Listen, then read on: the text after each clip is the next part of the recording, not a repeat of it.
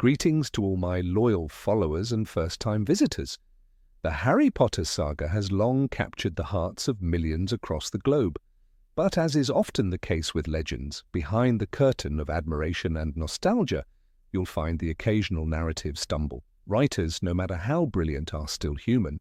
They might overlook a plot hole, forget a rule they once established, or accidentally contradict their own magical system. Today, I want to talk about those moments when J.K. Rowling's enchanting world trips over its own logic. Number 1. The Unforgivable Curses. Leave no trace. In the Deathly Hallows, the Death Eaters devise a clever trick. They place a taboo on Voldemort's name so that anyone who dares speak it aloud can be instantly located. Ingenious, terrifying, effective.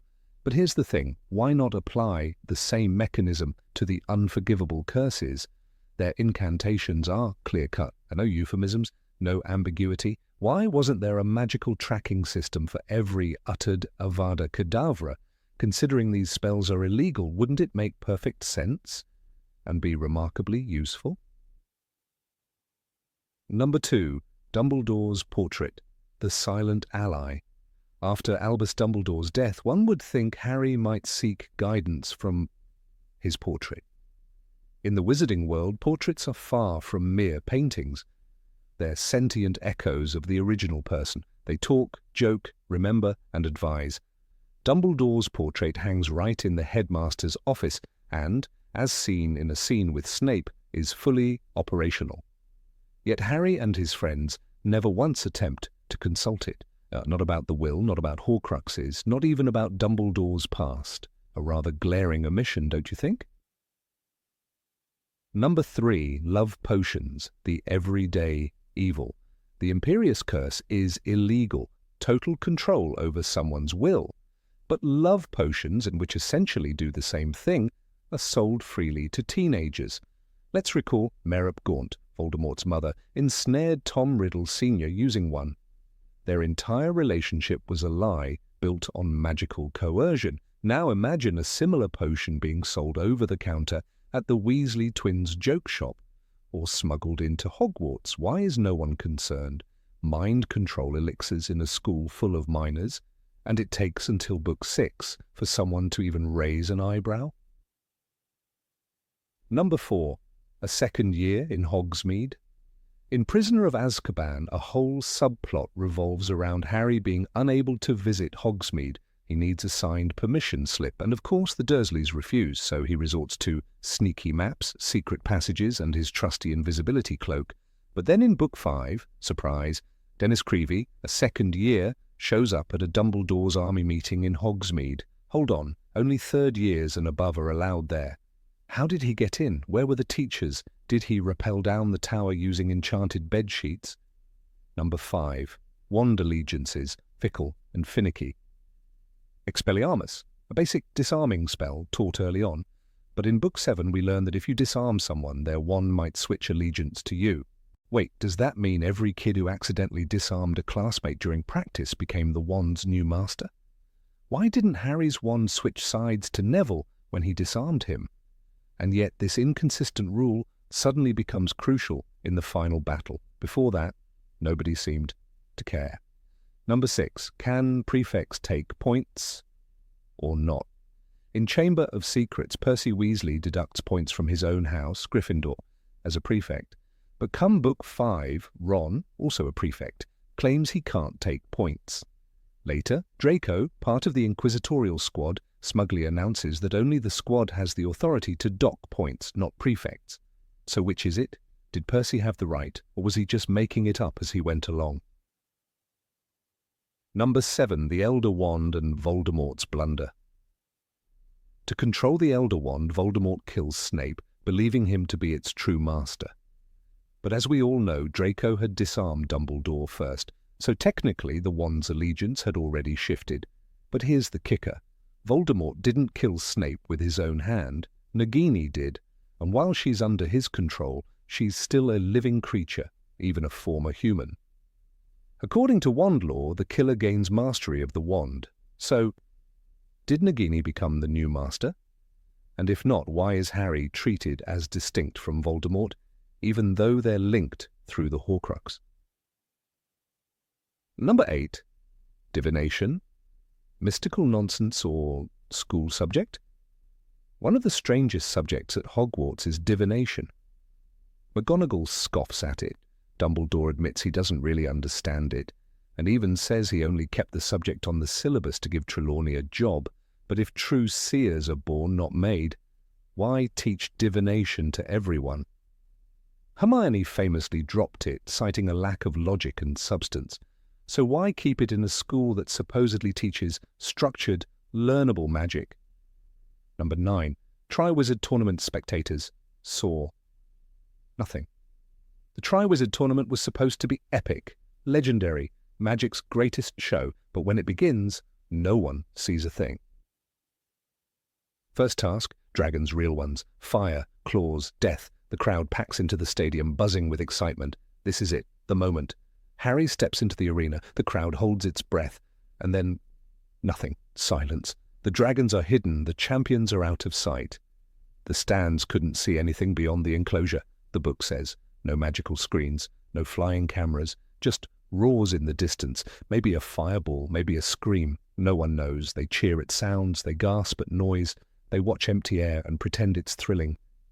Wizards can charm a hat to sing, but can't cast one spell to show a dragon fight? Then comes the second task. Underwater, the champions dive into the lake and vanish. No magic mirrors, no enchanted bubbles, just water. Still, flat, boring. For over an hour, the audience watches ripples. That's it.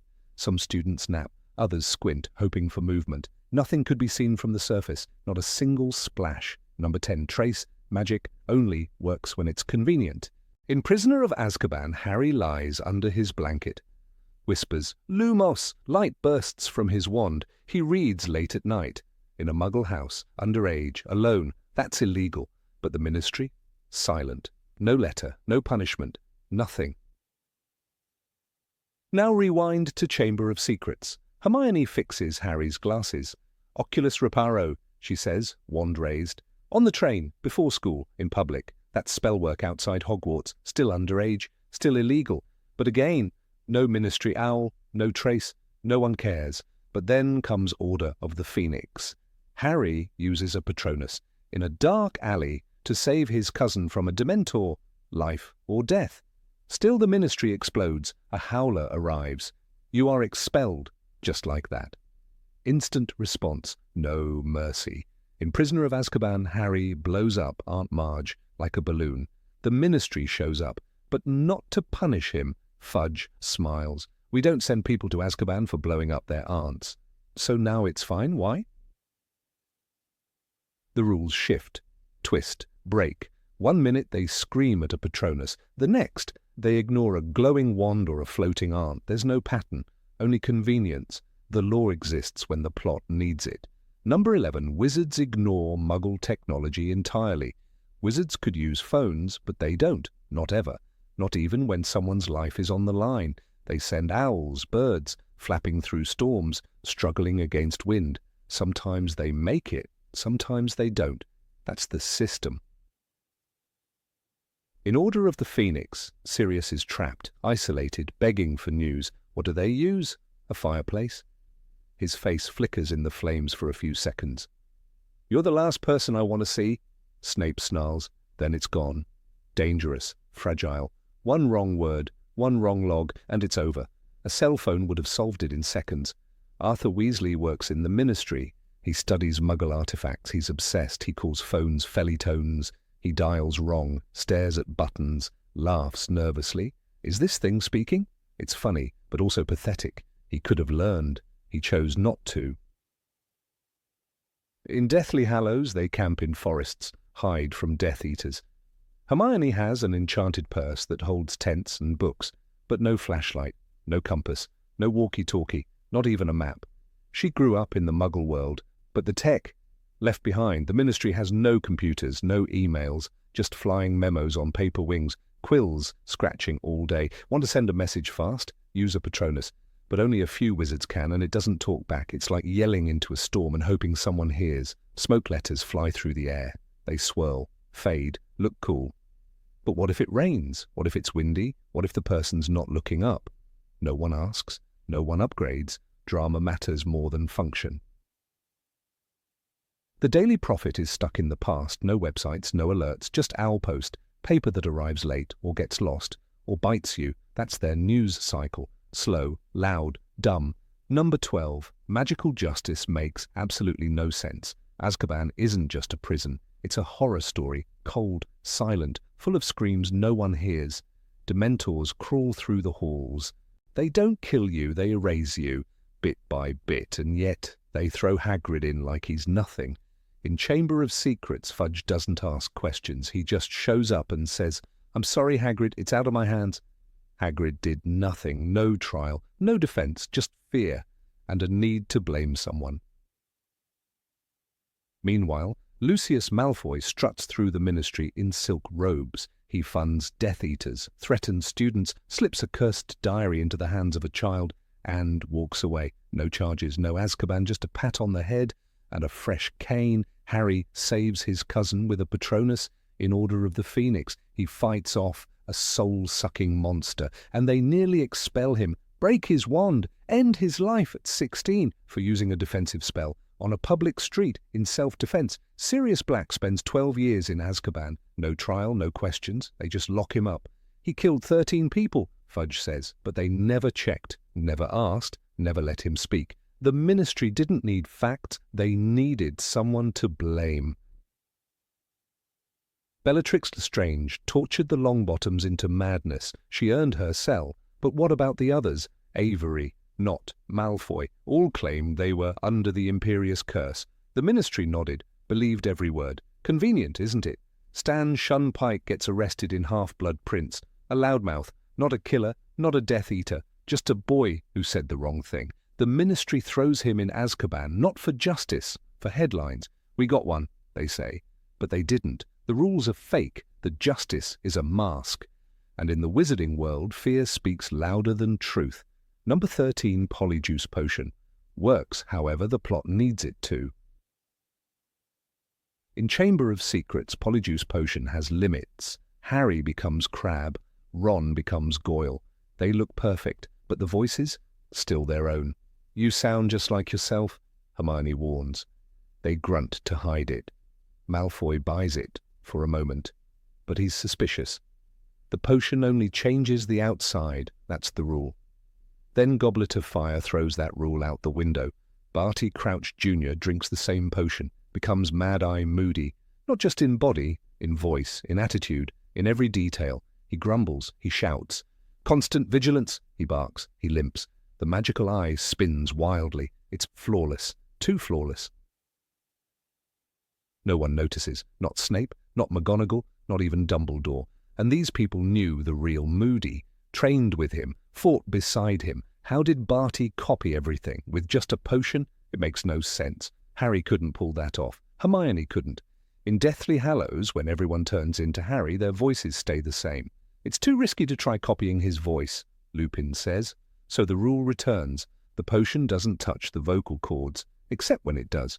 If the Polyjuice Potion doesn't change your voice, how did Barty do it? He taught classes, gave speeches. Nobody raised an eyebrow. Did he rehearse Moody's voice every night? Did he practice the limp? How did he control the magical eye? No explanation, just vibes. In Half-Blood Prince, when they plan to break into the Ministry, Hermione panics. She's going to impersonate Mafalda Hopkirk. She studies, she practices. Don't talk too much, Ron warns. Why? Because her voice won't match. That's the rule. Again, but Barty, he doesn't study, he doesn't rehearse. He lives as Moody all year, perfectly, like the potion gave him acting lessons, like it downloaded Mad-Eye's soul. It didn't, it never could. Number 14, wizards know nothing about muggles. Despite living among them, wizards live in the same world as muggles, same streets, same cities, same trains, but they act like aliens, like they landed here last night.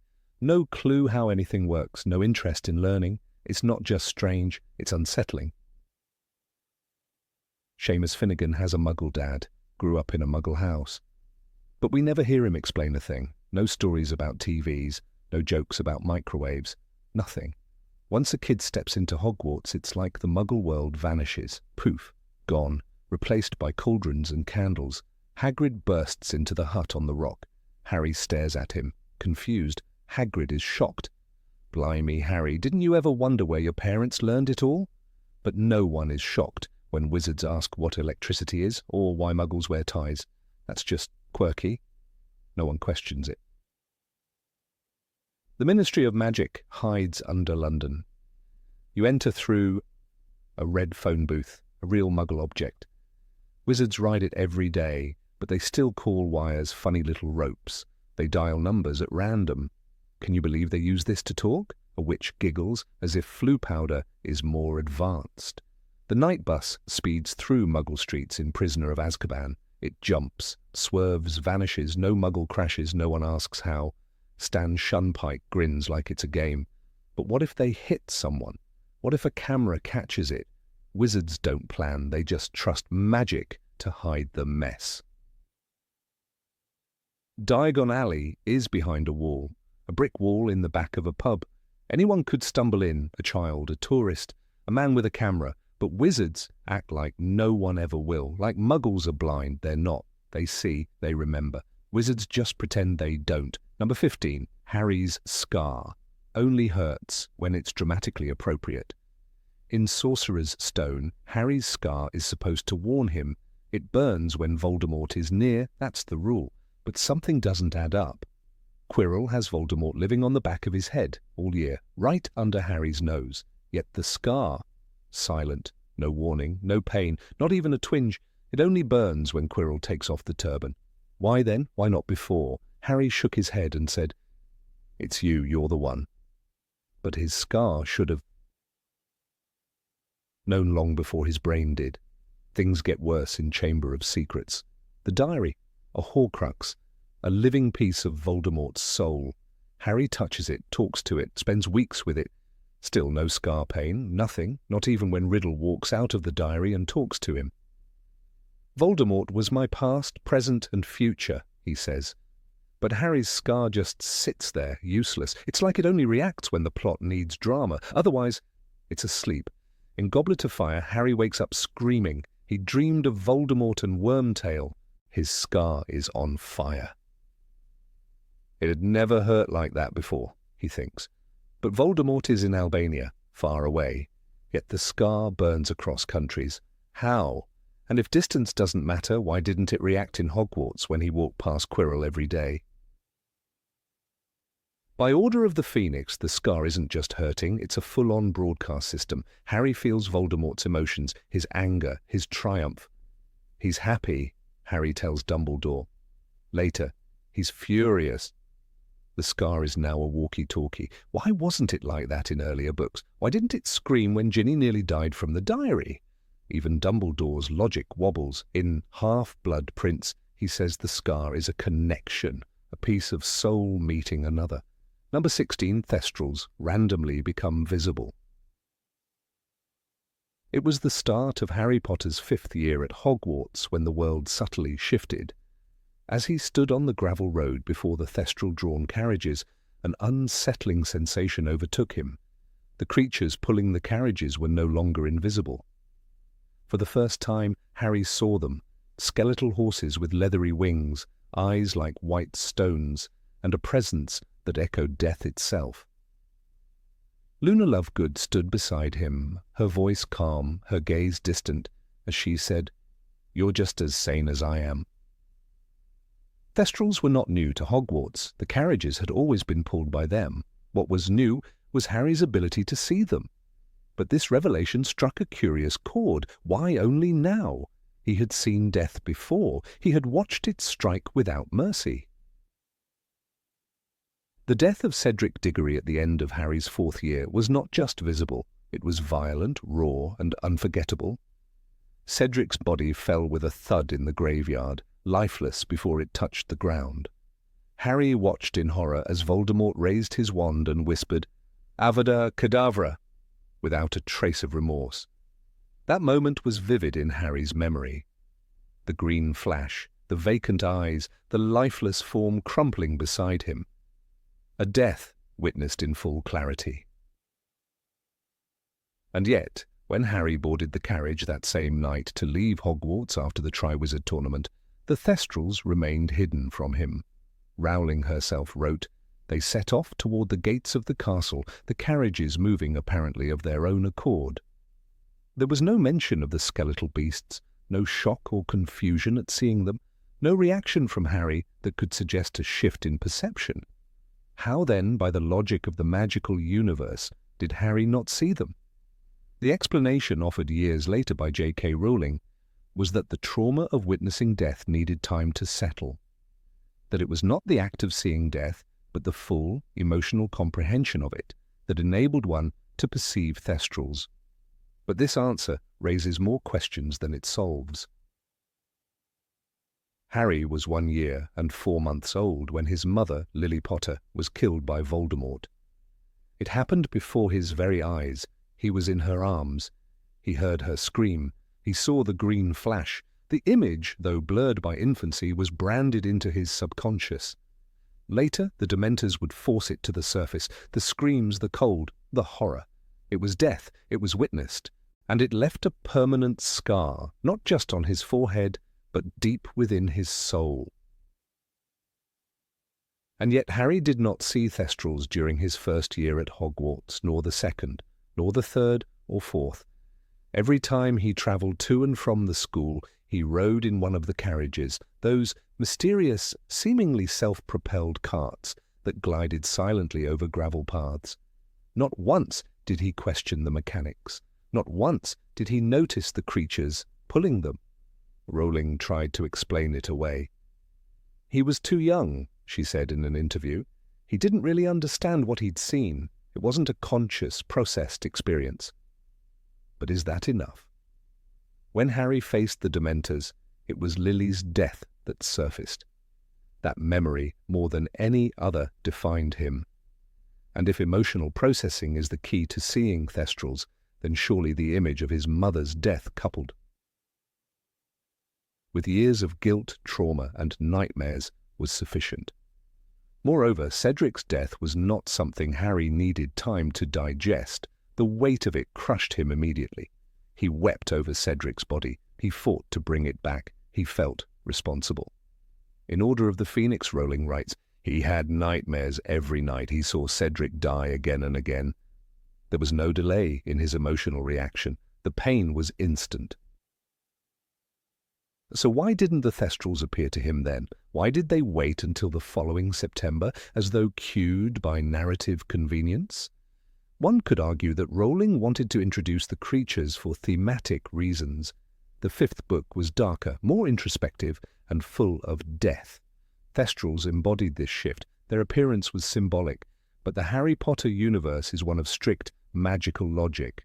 Rules must be followed, and here the rules bent awkwardly. Let's consider another character, Luna Lovegood. She saw Thestrals because she had watched her mother die in an experimental magical accident. The death happened years before she started at Hogwarts, yet she saw the Thestrals from her first day. Luna, though whimsical and eccentric, had no delay in her perception. Her grief had matured. Her understanding of death was clear. But if she, a child of similar age, could process death enough to see Thestrals, why couldn't Harry? Neville Longbottom offers another comparison. He, too, saw a parent harmed, his father tortured to madness, yet he does not see Thestrals. Why? Because Frank Longbottom did not die. He was broken, yes, but alive. Rowling is consistent there. Thestrals require death, not just trauma. So Harry qualifies. Twice over, let's revisit the scene after Cedric's death. Harry leaves the graveyard, Cedric's body beside him, clutched in a desperate grip. His return to Hogwarts is surreal. In the Great Hall, he is met with silence and stares. Dumbledore steps forward, and then, "Remember Cedric Diggory," he says, his voice filled with sorrow. The room is heavy with grief. Harry is drowning in it. And then he leaves, he climbs into a carriage, he does not see the Thestrals. This inconsistency disrupts the immersive logic of the series. In a world where magical rules are crucial, where the Elder Wand changes loyalty through ownership, where the Trace can detect underage magic, why does the rule about Thestrals falter? It's not a minor detail. Thestrals are tied to a profound theme, death and its comprehension. Their visibility marks a threshold, a rite of passage. Harry crosses that threshold twice, but only once is it acknowledged. Number 17, Time Turners exist, and no one uses them properly. The Time Turner, a delicate hourglass on a golden chain, shimmered with quiet defiance against the fabric of logic and morality.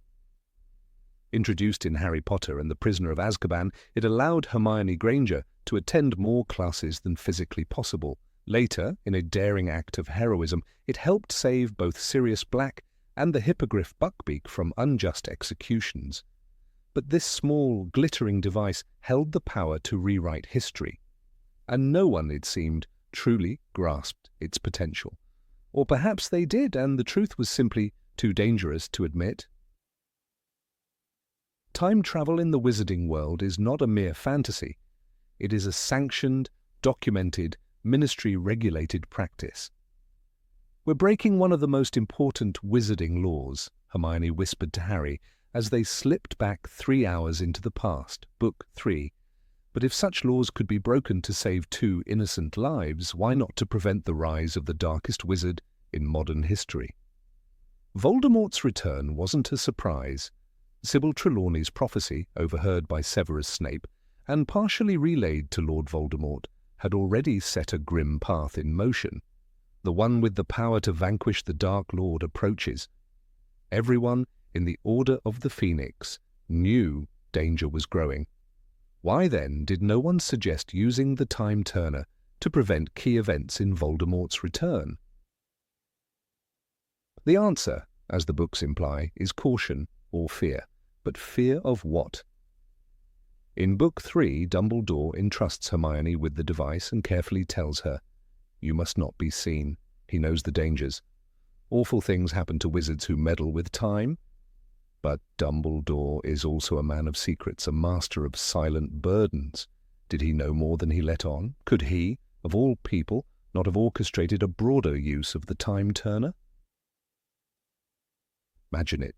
Go back to 1981, arrive minutes before Voldemort enters Godric's Hollow, warn James and Lily, disarm the Dark Lord, save the Potters, or better yet, arrive earlier, alert the Ministry, fortify the house, prevent Peter Pettigrew from betraying them. A single time traveller could have altered everything. No need for a boy who lived, no need for a second war, or perhaps go even further back. Expose Tom Riddle at Hogwarts, stop him from opening the Chamber of Secrets, find and destroy his early Horcruxes. A trained Auror, armed with knowledge from the future, could have done all this and more, yet no one did. Instead, Hermione Granger, a third-year student, received the most powerful device in magical Britain to help her attend arithmancy. This is the core absurdity. We're asked to believe that multiple Time Turners existed, were stored at the Department of Mysteries, and were never used to save lives. And when the battle in the Ministry in Order of the Phoenix leads to their destruction, it feels like a convenient plot erasure. The author sealing the vault to avoid opening dangerous narrative doors. The use of the Time Turner in Prisoner of Azkaban already strains plausibility, not in how it's executed. Rowling crafts that scene masterfully, looping past and present with careful precision, but in the decision-making behind it. Why is Dumbledore the one to approve this? Why not the Minister of Magic? Does the government even know it's been used? When the Time Turner was first introduced, Hermione was warned. It is a most unstable device. But it didn't seem unstable in action. She and Harry used it successfully without incident. They interacted with the environment, saved Buckbeak, and even knocked out Snape. No temporal collapses, no time paradoxes, no horrific consequences. The only casualty? A timeline in which 2 innocent beings were condemned. That's not a cautionary tale, that's a blueprint for salvation. Why didn't anyone replicate it?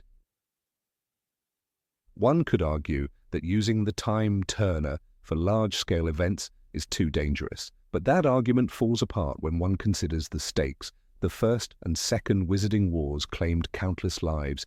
Emmeline Vance, Fabian and Gideon Prewett, Edgar Bones, and so many others.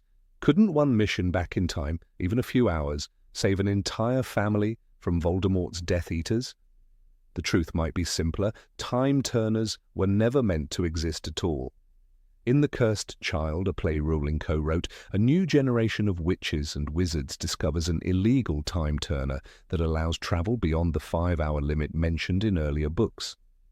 This device, hidden and unauthorized, suggests that deeper, darker time turners once existed and were suppressed. But why suppress them? Why would the Ministry not weaponize time itself against its enemies? Because power over time is power over truth. Let's return to Order of the Phoenix. When Harry and his friends arrive in the Department of Mysteries, they find rooms filled with strange and powerful objects. One is the Hall of Time.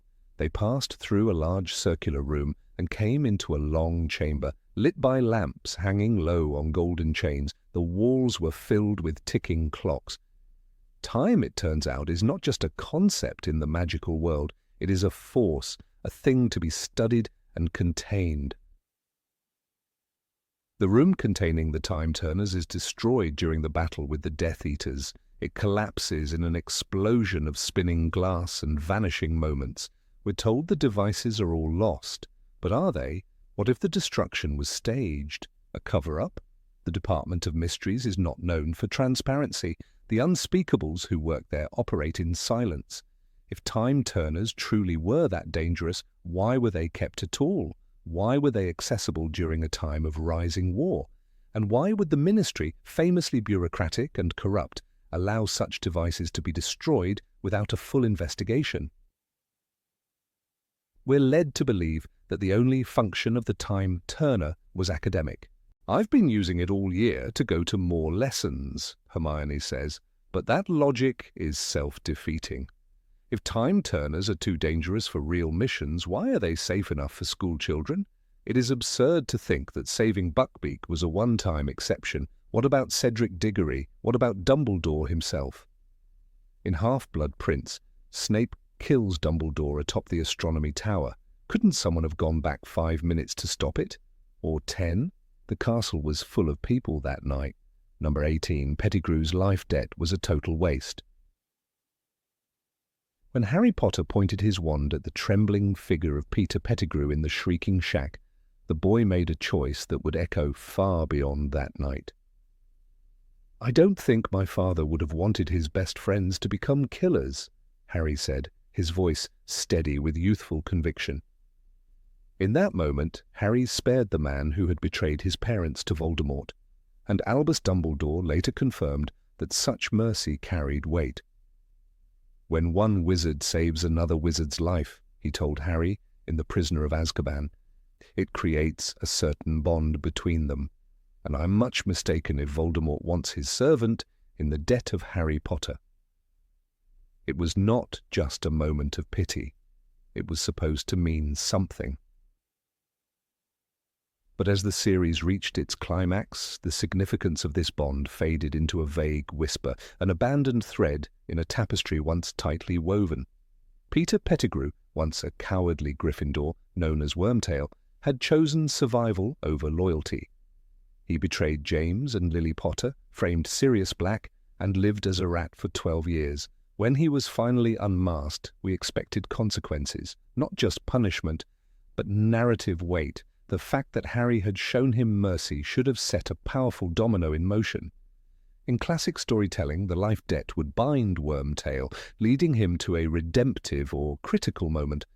But that is not how things unfolded. Instead, we see Wormtail re-emerge in the Deathly Hallows, lurking in the shadows of the Malfoy Manor, degraded and despised even by his fellow Death Eaters. When Harry and Ron are captured and thrown into the cellar, it is Pettigrew who enters, wand at the ready. It is then that the debt should have mattered. Harry appeals to Pettigrew's humanity, and something flickers. His hand wavered, the book says. He seemed just as shocked by this as Harry was. But no grand reversal occurs. Instead, the silver hand Voldemort gave him, a gift for resurrecting his master, senses the weakness and turns on him. The hand turned against its owner. It strangled him. The death is abrupt, grotesque, and narratively hollow. A moment that should have been poignant feels rushed and confusing. If Harry's mercy had truly planted a seed in Pettigrew, we never see it bloom. Instead, it is crushed instantly by Voldemort's enchanted hand, a punishment, we're told, for Pettigrew's moment of hesitation. But here, the logic phrase. Why, then, were others spared similar fates? Bellatrix Lestrange wavered when Voldemort duelled Harry in the Department of Mysteries. Draco Malfoy hesitated to kill Dumbledore. Severus Snape walked a tightrope of double allegiance, and yet none of them were killed by cursed limbs or invisible retribution. Why was Wormtail alone sentenced to such an end? This disparity casts a shadow over the thematic consistency of the series. If Voldemort's silver hand kills Pettigrew for the sin of mercy, then the magical mechanism behind this should be more thoroughly explained. Was it enchanted to detect treachery? Was it a living extension of Voldemort's will? If so, why didn't it act sooner, given Wormtail's obvious discomfort with the tasks assigned to him? He had always been weak and fearful. It made no sense for Voldemort to trust him with such a volatile magical prosthetic, unless Voldemort expected betrayal, which makes the gift itself a time bomb rather than a reward. What is even more troubling is how the moment fails Harry. If this life debt was meant to help him, to truly assist him at a critical juncture, then Pettigrew's death should have altered the situation. But it doesn't. Harry remains imprisoned. The noise from Pettigrew's strangulation does not alert anyone who can help. The cell remains locked, and Harry and Ron are left to escape by their own means later, when Dobby arrives. Pettigrew's death becomes a narrative cul-de-sac, significant only in that a loose end has been clipped off. Dumbledore's earlier statement that Voldemort would not want a servant in Harry's debt suggested that this debt was not just symbolic, but magical. It carried weight in the wizarding world, much like the unbreakable vow or the trace. Readers expected it to shape decisions, twist fates, and ripple into future conflicts. Instead, the only thing the debt seems to do is cause Pettigrew to hesitate for half a second before being murdered by his own appendage. It is difficult to see this as meaningful. And yet it could have been. Imagine if Pettigrew had used his wand to unlock the cellar. Imagine if he had handed Harry a key, a wand, or a whispered instruction. Something, anything, that helped him escape or gain an advantage. That would have honored the life debt. That would have made the moment tragic and redemptive. But instead, the silver hand chokes the life from him before he does anything remotely useful. There is an irony to Pettigrew's demise. In the end, he dies, not for his crimes, but for his mercy. This is a man who committed treason, framed a friend, and caused the deaths of countless others. And yet, the narrative only punishes him when he tries, for once, to do the right thing. It is a cynical moment, inconsistent with the series' broader message that love and redemption are stronger than fear and cruelty. Sirius Black, when speaking about Pettigrew, once said, "Then you should have died rather than betray your friends as we would have done for you." But Harry believed something different. He believed in mercy. And that mercy, we were told, created a magical bond for a series that invests so heavily in the power of sacrificial love. Harry's mother, Snape's obsession, Dobby's loyalty. It is jarring that the one life Harry personally chose to spare ends in such anticlimax. There is also the issue of symmetry.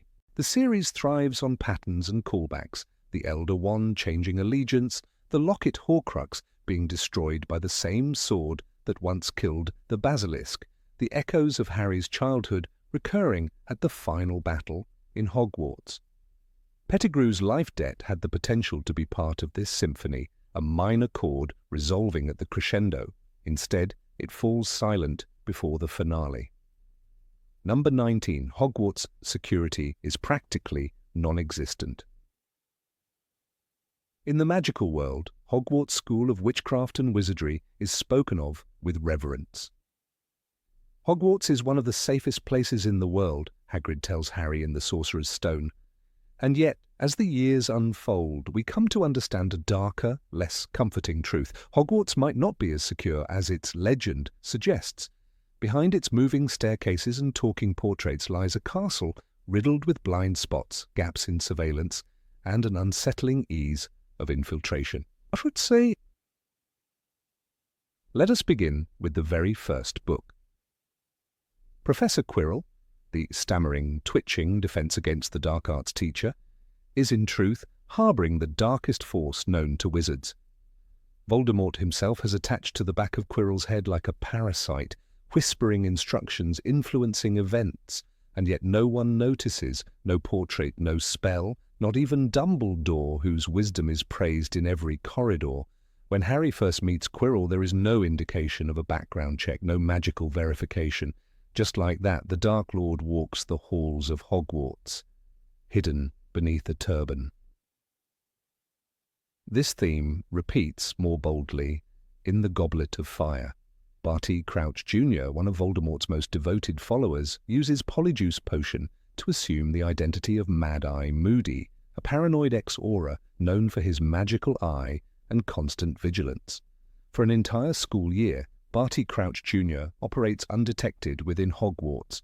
He teaches students, awards points to Gryffindor, and manipulates the Triwizard Tournament, all while drinking from a flask and acting bizarrely.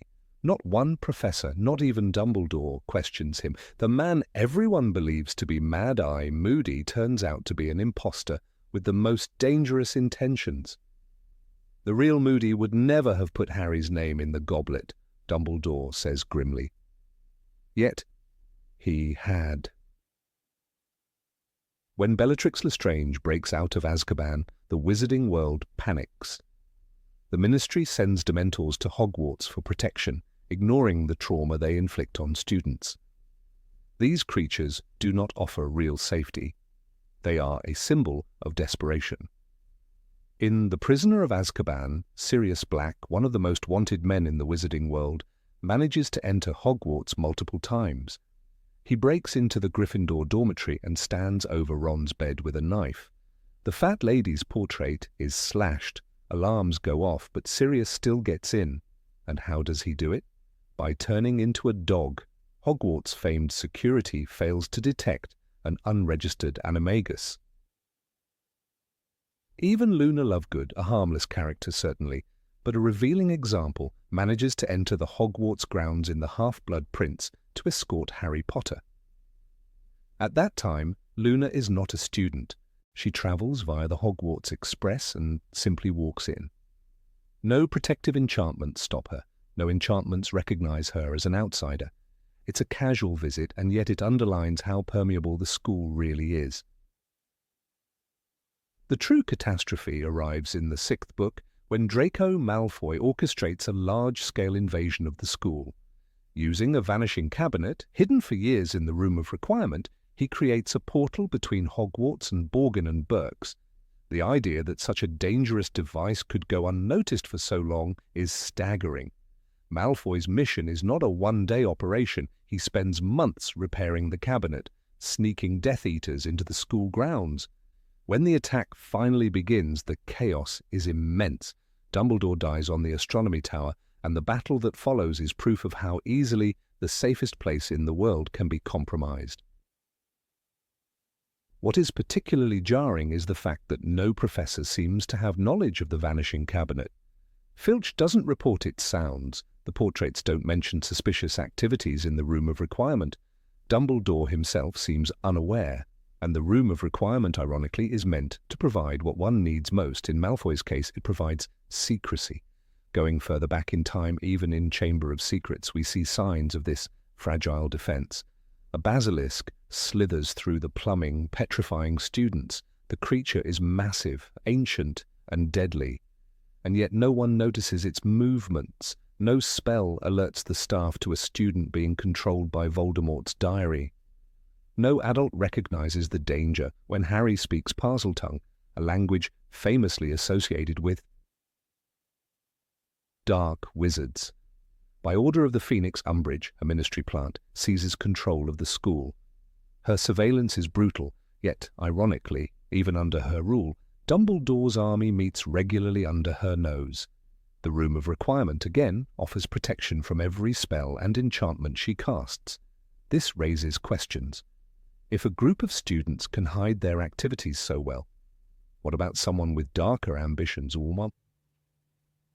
Let us not forget how the Marauders, James, Sirius, Lupin, and Peter, created the Marauders' map.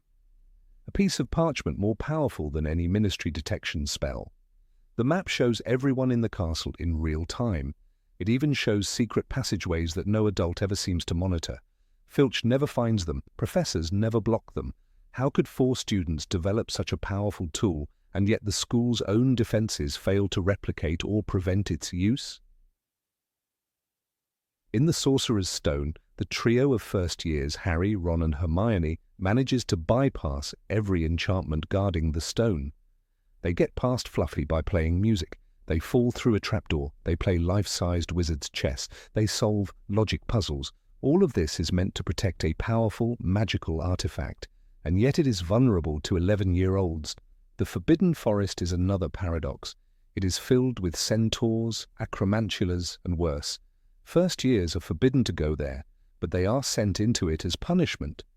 This contradiction in school policy again highlights how loosely safety is enforced.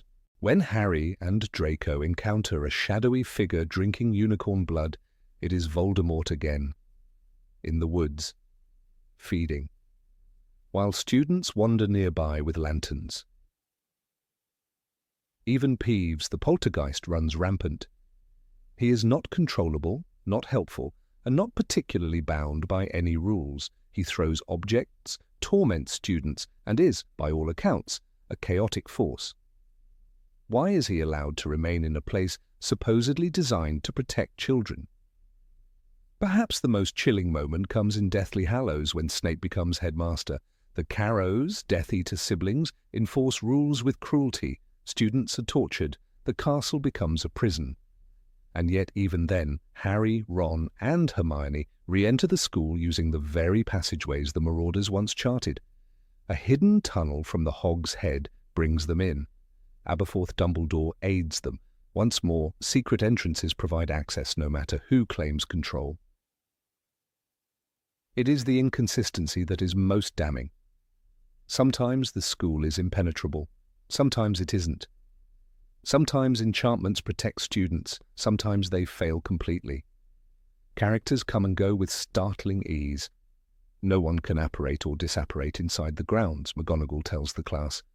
And yet House Elves, Death Eaters, and even Dobby seem to bypass that rule when the plot demands. The passwords to common rooms are laughably easy to compromise. In Prisoner of Azkaban, Sir Cadogan is placed in charge of Gryffindor Tower and changes the password daily. But even then, Ron's pet, who is actually Peter Pettigrew, has no trouble getting access. A rat, unregistered and evil, lives in the dormitory for years, sleeping near Harry. There's also the matter of the ghost population. While nearly headless Nick and the Grey Lady are harmless, their presence speaks to another issue. Spirits roam freely. Who monitors them? Who ensures they don't bring information to those outside the school? In fact, the Grey Lady is the daughter of Ravenclaw and becomes pivotal in the hunt for Voldemort's Horcrux. She had knowledge all along and never shared it. Magical portraits spy, listen, and move between frames. Yet they are never shown as effective security. If they could speak of what they see, if they were asked the right questions, perhaps more threats could have been discovered earlier. But they're treated more as background decoration than potential sentinels. Even the Triwizard Tournament, allegedly governed by magical contracts and strict regulations, is subverted with astonishing ease. Harry's name is submitted against his will. He is bound by magical law to compete. The Goblet's decision is final, says Dumbledore, grim-faced, and yet the very protections meant to prevent underage wizards from entering fail. The entire tournament becomes a trap. By the end of the series, in the Battle of Hogwarts, the castle defends itself. Statues come to life, barriers are raised, and enchantments crackle across the sky. But why did such magic lie dormant for so long? Only in the final war does Hogwarts reveal its true might, and by then it is almost too late. All along, we are told Hogwarts is safe. But again and again the narrative shows us something different. A place of wonder, yes, a place of learning, certainly. But safety? True, unbreakable security.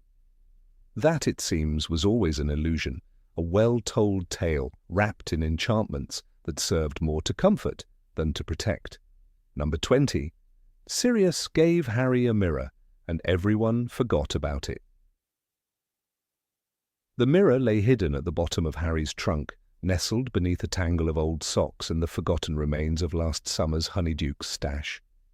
It had been there for months, untouched, collecting dust in silence, its magic dormant, its purpose unfulfilled.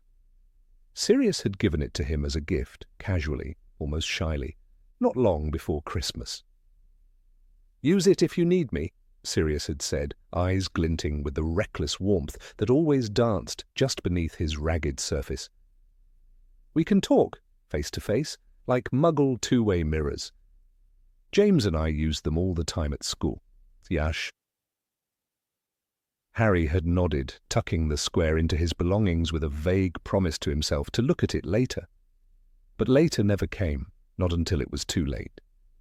Not until the Department of Mysteries echoed with shouts and spells and the shrieking laughter of Bellatrix Lestrange.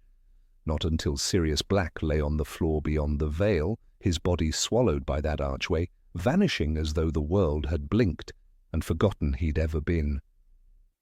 It was only afterward, in the crushing quiet of grief, that Harry pulled the mirror from the bottom of his trunk and stared at it, his own reflection warped and trembling. "Sirius," he had whispered, "are you there?" But the glass remained black and still. No familiar face stared back. No comforting voice replied. The question has haunted readers for years. Why didn't Harry use the mirror? Why didn't Sirius remind him? The mirror could have changed everything. A single glance into that enchanted pane could have revealed the truth. Sirius, safe at home in Grimmauld Place, not captured, not tortured, not in need of rescue. That truth could have stopped Harry and his friends from racing into the trap Voldemort had set for them in the Ministry of Magic. It might have saved Sirius's life. The tragedy lies in the simplicity of the solution. The mirror was right there, but Harry never thought of it. And perhaps that's what makes the moment so human, so painfully real, because grief doesn't just come from cruelty or fate, it often comes from our own mistakes, our own blindness, and the choices we didn't even realize we were making. In Order of the Phoenix, Harry is consumed by frustration, isolation, and a growing sense of helplessness. Dumbledore keeps him at arm's length, the Order remains secretive, and even his friends sometimes feel like strangers.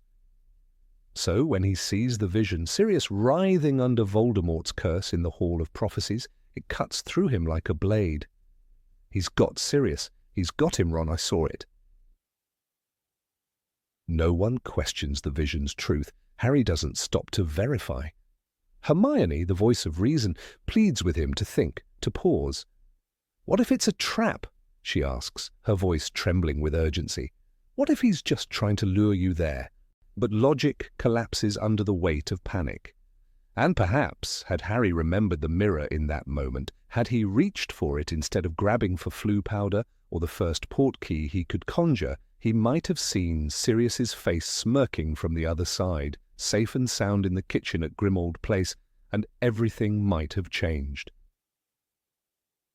The truth is, the mirror's very existence feels like an afterthought in the narrative. J.K. Rowling introduces it almost quietly without fanfare. It doesn't shine or glow or sing songs of its power. It's just a mirror, one among many magical trinkets in a world full of wonders, and yet it holds a kind of quiet potential that makes its neglect all the more heartbreaking. Sirius, too, seems to forget about it. He never mentions it again.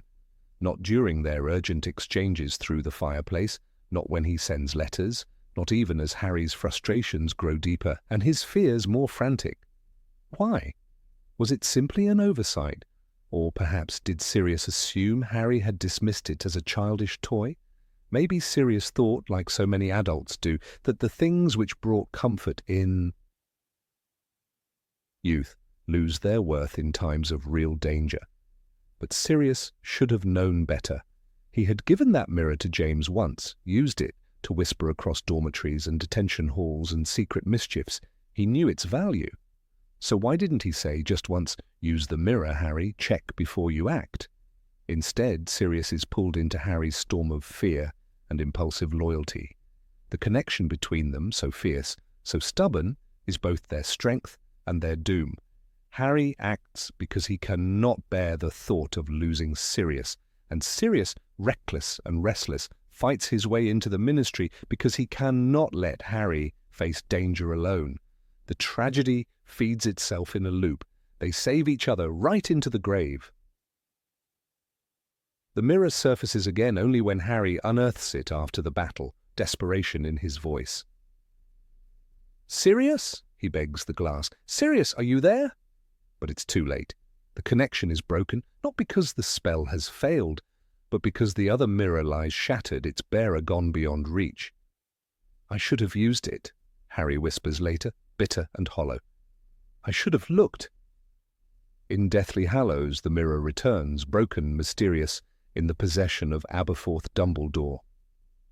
"Thought it might be useful," Aberforth says, waving it off. But for Harry, it's a relic of regret, a symbol of what he lost and why. It's a wound that never healed.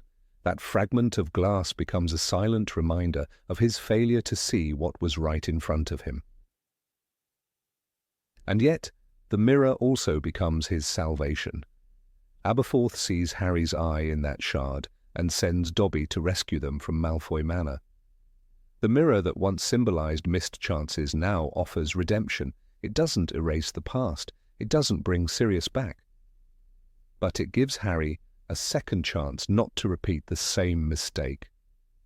There's something deeply poetic about that.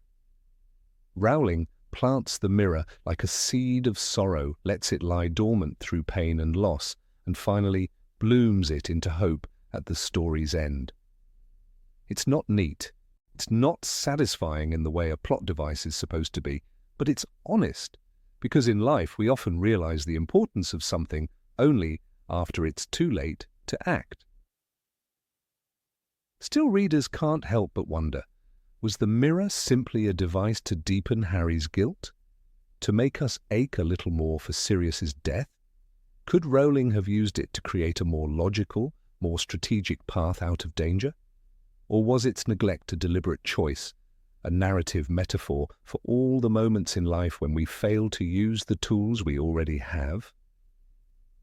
Sirius's death remains one of the most painful in the series, not just because of who he was, but because of how preventable it seems. A letter, a message, a moment of clarity, or a glance in a mirror. There's irony, too, in the object itself. A mirror, something that shows us what's true if only we dare to look. Harry couldn't look, not when it mattered. Maybe because he didn't believe in it, or maybe because he didn't believe he had the right to reach out. So much of Order of the Phoenix is about isolation, about the walls Harry builds around himself. The mirror might have cracked those walls, but fear can be louder than magic. It's also worth noting that the narrative is packed with false reflections, Voldemort's deception, the dream that isn't real, the visions in the Hall of Prophecies. The mirror could have been the one honest image in all of that, a reflection that told the truth. But no one used it. Even Lupin, even Dumbledore, none of the adults who knew about Sirius's nature, who understood Harry's impulsiveness, thought to remind him. Did Sirius ever mention the mirror? Dumbledore could have asked. Have you tried it before you act on this vision? But no one did, and the silence around the mirror became louder than any scream. When Harry finally uses the mirror again in Deathly Hallows, the tone has shifted. He's no longer the boy grasping for help. He's the man who carries the weight of mistakes and memory. He uses the shard not to fix the past, but to protect the future. That's the growth. That's the redemption. Still, some wounds remain open. The mirror is never whole again. Like the connection it once held, it's fragmented. Useful, yes, but changed. The boy who forgot to look is gone. In his place stands a man who will never forget what happens when you don't. The tragedy of the two-way mirror is not that it didn't work, it's that it worked too late. It's that no one remembered it until grief made it sacred. In that, it becomes more than a magical object. It becomes a symbol for every unread letter, every unsent message, every word we meant to say but didn't, for every face we could have seen if only we'd looked. And maybe that's why the mirror still lingers in our minds. Not because it failed, but because it didn't have to. Because in a world of magic, sometimes the most powerful spells are the ones we forget to cast. Number 21, the Marauder's Map, conveniently misses important people. Of all the magical objects in the world of Harry Potter, the Marauder's Map stands out as one of the most ingenious and captivating. Created by 4 mischievous Hogwarts students, James Potter, Sirius Black, Remus Lupin, and Peter Pettigrew, it has the power to reveal every person within the walls of the castle and even its secret passages. The map, through its enchantment, displays footprints labelled with names moving in real time, regardless of concealment spells, animagus forms, or invisibility cloaks. I solemnly swear that I am up to no good, it whispers to those who know its secrets. Yet beneath its brilliant design lies a deep, troubling inconsistency. For all its marvel, the Marauder's Map fails to perform its duty at the most crucial moments. And what it fails to reveal changes everything. In Harry's 3rd year, he first lays eyes on the map, a gift from Fred and George Weasley, who stole it from Filch's office. From the moment he uses it, the map proves flawless, showing people sneaking about, listing names accurately, even detecting the presence of the supposedly dead Peter Pettigrew. It's a moment of revelation. He's there, Harry insists, his finger trembling as it points to the dot labelled Peter Pettigrew. This map, then, is incorruptible, not fooled by disguises, not tricked by spells, or so it seems.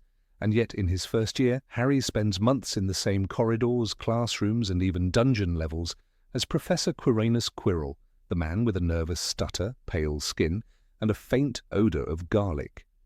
But beneath the turban, as we learn, hides the most dangerous wizard in history, Lord Voldemort himself. Attached like a parasite to the back of Quirrell's head, he whispers, controls and influences events with deadly intent.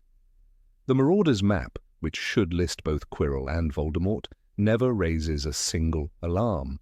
How is it that a sentient, magical map cannot detect a second consciousness, a second body, within one person? Even more puzzling is what happens in Harry's 4th year.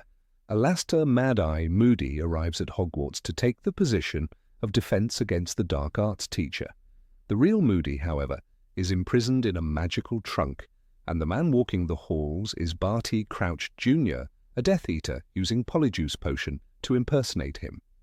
Crouch Jr. spends an entire school year masquerading as Moody, interacting with students, guiding Harry, and manipulating events leading up to the Triwizard Tournament. Harry frequently uses the Marauder's Map during that time, yet never once does it display Barty Crouch Jr. walking the halls. It always shows Alastor Moody. It makes no sense. The map is supposed to be able to see through magical disguises, When Fred and George used it in earlier years, they surely would have seen Peter Pettigrew sleeping in the Gryffindor dormitory. Lupin uses the map and recognizes Peter's name instantly. "That's not possible," he says. "Peter's dead." But the map doesn't lie, so why then does it lie in these other cases? The map recognizes Animagi even when they transform. Sirius Black is labelled by name despite his dog form. Peter Pettigrew, even when scurrying as a rat, still appears as Peter on the map. The enchantment sees through the body to the soul. It detects essence, identity, not merely physical form. So when Barty Crouch Jr. impersonates Moody, the map should show Barty Crouch Jr. walking around, not. Alas to Moody! But it never does. We are left with one uncomfortable conclusion. The map only reveals the truth when the plot allows it to. The consistency collapses under narrative convenience. Had Harry seen Barty Crouch Jr. during any of his nighttime wanderings, the entire plot of Goblet of Fire would unravel. The mystery would be solved too early. The same applies to Quirrell. If Harry had seen Lord Voldemort walking the halls in first year, hidden in plain sight, the entire twist ending would fall apart. The creators of the map, Messrs. Moony, Wormtail, Padfoot, and Prongs, were no ordinary students. Their magic was powerful and clever, but the map they made was designed to reveal all secrets. Lupin, who helped create the map, never once suggests that it has such a flaw. In fact, he trusts the map over his own memory.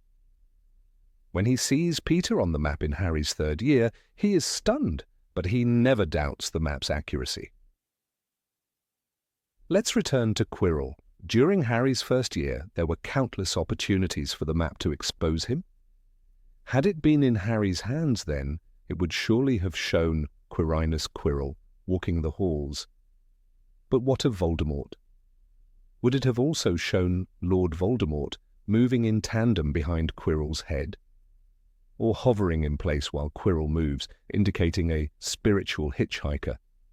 We don't know, but if the map reveals Peter inside his rat form, surely it should detect a separate magical presence in Quirrell's body.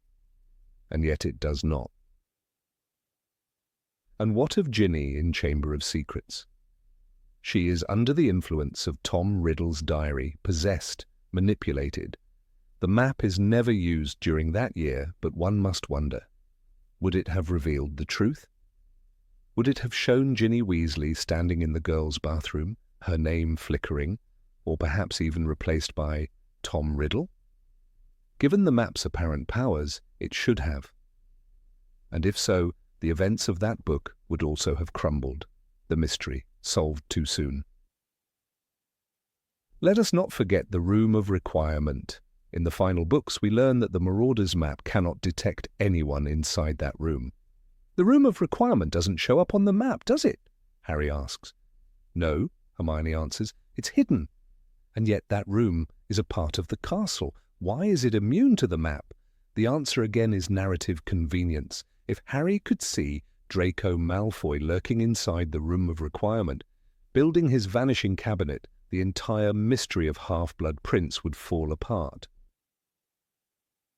The inconsistency becomes more glaring with each book. The map works perfectly when it's safe for it to work, when its truth-telling would not damage the plot. But the moment it could solve a problem too early, the magic fails. There's no in-universe explanation, no spell described that could fool it, no counter-enchantment that could render it blind, only silence. The Marauder's map is supposed to be omniscient within Hogwarts. It sees through lies, disguises, potions, even magical concealment. It recognizes people regardless of the shape they take. It reveals rooms that no one else knows about. Yet it cannot distinguish between the real Mad Eye and an imposter. It cannot detect a soul-splitting dark wizard latched onto a man's head. These aren't minor oversights. These are gaping narrative wounds. J.K. Rowling's genius lies in her creation of a vivid, breathing world full of magic. But in this case, the internal logic is betrayed. The rules established are broken whenever the story demands secrecy. And for readers who return to the books a second or third time, these holes begin to show. They are not easily dismissed. Consider Lupin once more, a man who knows the map intimately.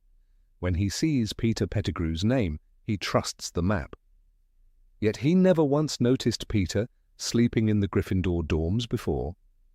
Surely he must have been tempted to check up on his old friends during his time as a professor. Yet he never sees Peter's name moving about. That too is brushed aside.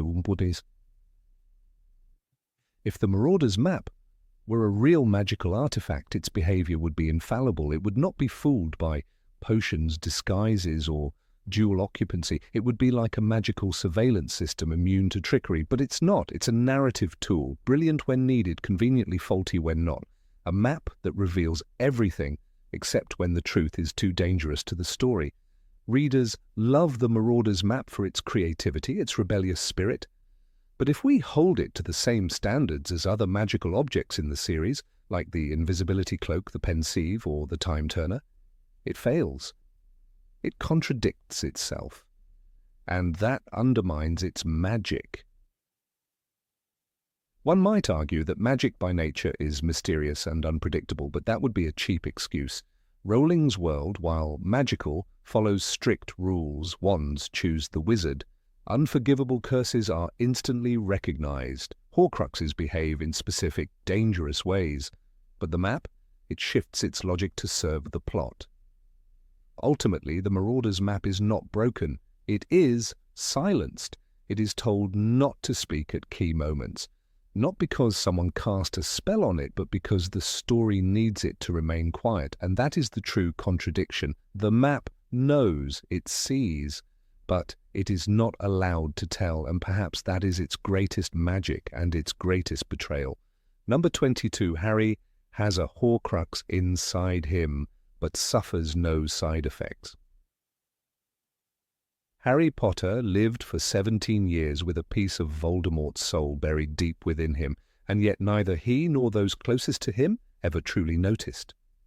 From the moment Voldemort's killing curse rebounded in Godric's Hollow, something far darker than a scar was etched into Harry's body, a Horcrux, a splinter of the Dark Lord's soul. And unlike the Cursed Diary or the menacing locket, this Horcrux nestled itself into a living, breathing child. And here lies the contradiction. Why did Harry, the most intimate host of a Horcrux, remain largely unscathed, while others crumbled under their influence? The Diary of Tom Riddle drove Ginny Weasley to the brink of death. Possessing her mind, draining her life, it twisted her thoughts and turned her into a puppet of the past.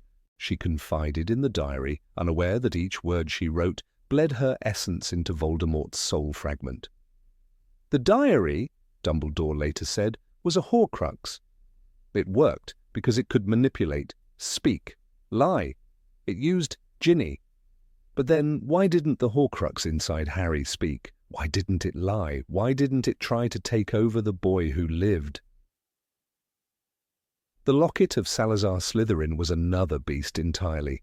When Harry, Ron, and Hermione took turns wearing it, the effect was almost immediate. It whispered fears, fueled doubts, magnified pain. Ron abandoned his friends under its influence, plagued by visions of betrayal and inferiority. It was like it was alive, Ron confessed, shaking. It showed me things I hated myself. And yet Harry, carrying a far more potent soul piece, showed none of these symptoms, not even in moments of immense stress or magical exposure. Albus Dumbledore, the greatest wizard of his time, held the pieces long before Harry ever understood the puzzle. He suspected Harry's connection to Voldemort's mind, recognized the pain in the scar, saw how Harry could sometimes see through the Dark Lord's eyes. And yet even Dumbledore, with all his brilliance and secrets, never declared the obvious, that Harry was a Horcrux. He spoke of the connection with increasing concern, but not of its true nature. "You are connected by the curse," he told Harry. "A bond formed the night he tried to kill you." But that was only part of the truth. Harry, too, failed to question what was right before him. When he could see the snake Nagini's attacks through Voldemort's perspective, when he dreamt of the Department of Mysteries, when he felt his scar burn, not once did he or his friends stop to ask, what if the connection was deeper than a magical echo? They assumed it was a side effect, a byproduct, never the source, and that's what makes it so unsettling. Ginny was possessed for mere weeks. Harry was host for 17 years. Where was the damage? In the Deathly Hallows, Dumbledore's portrait finally reveals the truth to Severus Snape. You must tell him that he must die. It is then, and only then, that we learn Harry is an accidental Horcrux. But this revelation lands late. Too late. Almost like an afterthought. As if Rowling, spinning her grand tale toward its conclusion, needed a final twist of sacrifice. Christ-like moment, Harry must die to save others. But narratively, this twist was never seeded properly. The clues are sparse, the symptoms nearly invisible. Rowling gave us a world where Horcruxes scream, burn, resist destruction. The ring cursed Dumbledore's hand, the cup poisoned its drinker, and even the diadem of Ravenclaw whispered corruption to those who approached it. These soul shards wanted to live. They fought, but not Harry's. His Horcrux was strangely dormant, passive, almost benign, except for one detail, the voice in his head. "Kill the spare," Harry hears in Goblet of Fire. "He's lying," he hisses, Parseltongue dripping from his tongue in Chamber of Secrets. The ability to speak to snakes attributed to his scar, to the curse. But what if it wasn't? What if it was the Horcrux whispering through him? Still, even these instances feel light compared to the destruction wrought by the diary or the locket. And here's the troubling part. No one, not even the most experienced witches and wizards, suspected the obvious. Dumbledore, who spent years chasing Horcruxes, who had seen their power firsthand, never voiced the suspicion that Harry himself might be one. He saw the similarities, yet said nothing until death forced his hand. "You were the 7th Horcrux, Harry," he says at King's Cross, in the limbo between life and death. But the audience at this point is left to reconcile that truth with 17 years of narrative where it was barely hinted at. The lack of symptoms, the lack of magical fallout, the lack of suspicion, these aren't just storytelling gaps. They suggest something deeper. The idea may not have been there all along. Rowling, for all her intricate plotting, may have only devised the Harry as Horcrux idea near the end. The inconsistencies are too loud. How could such an experienced magical community overlook such a central truth? Why didn't the Order of the Phoenix, who scrutinized Harry's every move, pick up on the signs? Why didn't Snape, who knew the nature of Horcruxes and watched Harry like a hawk, ever notice? Even the final destruction of the Horcrux inside Harry is a quiet affair. When Voldemort casts the killing curse in the Forbidden Forest, Harry falls, but the Horcrux dies. No magical explosion, no dark mist escaping, no resistance. Contrast this with the destruction of the locket, Ron's sword slicing through it, the soul fragment screaming, conjuring illusions to defend itself. It fought for survival, it feared death, but Harry's Horcrux accepted it silently, without a fight, as if it was never truly there. And this begs the question, was Harry really a Horcrux in the same sense as the others? Or was his connection to Voldemort something else entirely? An emotional imprint, a magical bond, but not a full soul container. But that contradicts Dumbledore's words. A part of Voldemort's soul latched itself onto the only living being it could find, Harry. That is the definition of a Horcrux. And if that's true, then we must accept that the logic of Horcruxes, as established in the series, breaks down. Sirius Black, Lupin, and even Moody, wizards trained to spot curses, manipulation, and dark magic, never once raised the alarm. They worried for Harry, yes, but never suspected corruption. No protective charms were cast, no investigations launched, not even when Harry's behavior became erratic during his 5th year, when he raged, isolated himself, and heard voices. These were classic symptoms of possession. yet they were written off as trauma. The possibility of a deeper infestation never entered the conversation. Rowling's brilliance as a storyteller lies in her emotional arcs, not necessarily her plot consistency. Harry's journey from boy to hero is powerful, and the moment he walks into the forest to die is unforgettable. "I'm ready to die," he whispers, clutching the snitch. And yes, it is a moment of sacrifice. But as readers, we are left with the unsettling realization that the rules we were taught no longer apply. A Horcrux without influence, without resistance, without cost. The emotional impact of the reveal overshadows the logic. We want to believe Harry must die to win. We accept it because it feels right, but the narrative foundation is shaky. We were shown time and time again how toxic Horcruxes are, how they defile and damage, and yet Harry remains untouched. No dark thoughts, no whispering voices beyond the occasional Voldemort vision, no desire to murder, no madness. It's as if the most dangerous Horcrux of all decided to behave. Neville Longbottom, when he slashes Nagini with the sword of Gryffindor, gives us the final Horcrux kill. The snake dies. Voldemort weakens. But Harry, who lived with a soul fragment longer than any object, walks away with barely a scar. The death of the soul piece inside him is silent, painless. The only sign we are given is Harry's sudden freedom from the connection. "I can't feel him anymore," he says. That's all. No fire, no tremor, no struggle. And so we return to the core contradiction. Ginny nearly died after weeks with a Horcrux. Ron nearly lost his mind after hours. Dumbledore lost his hand. But Harry? 17 years and nothing.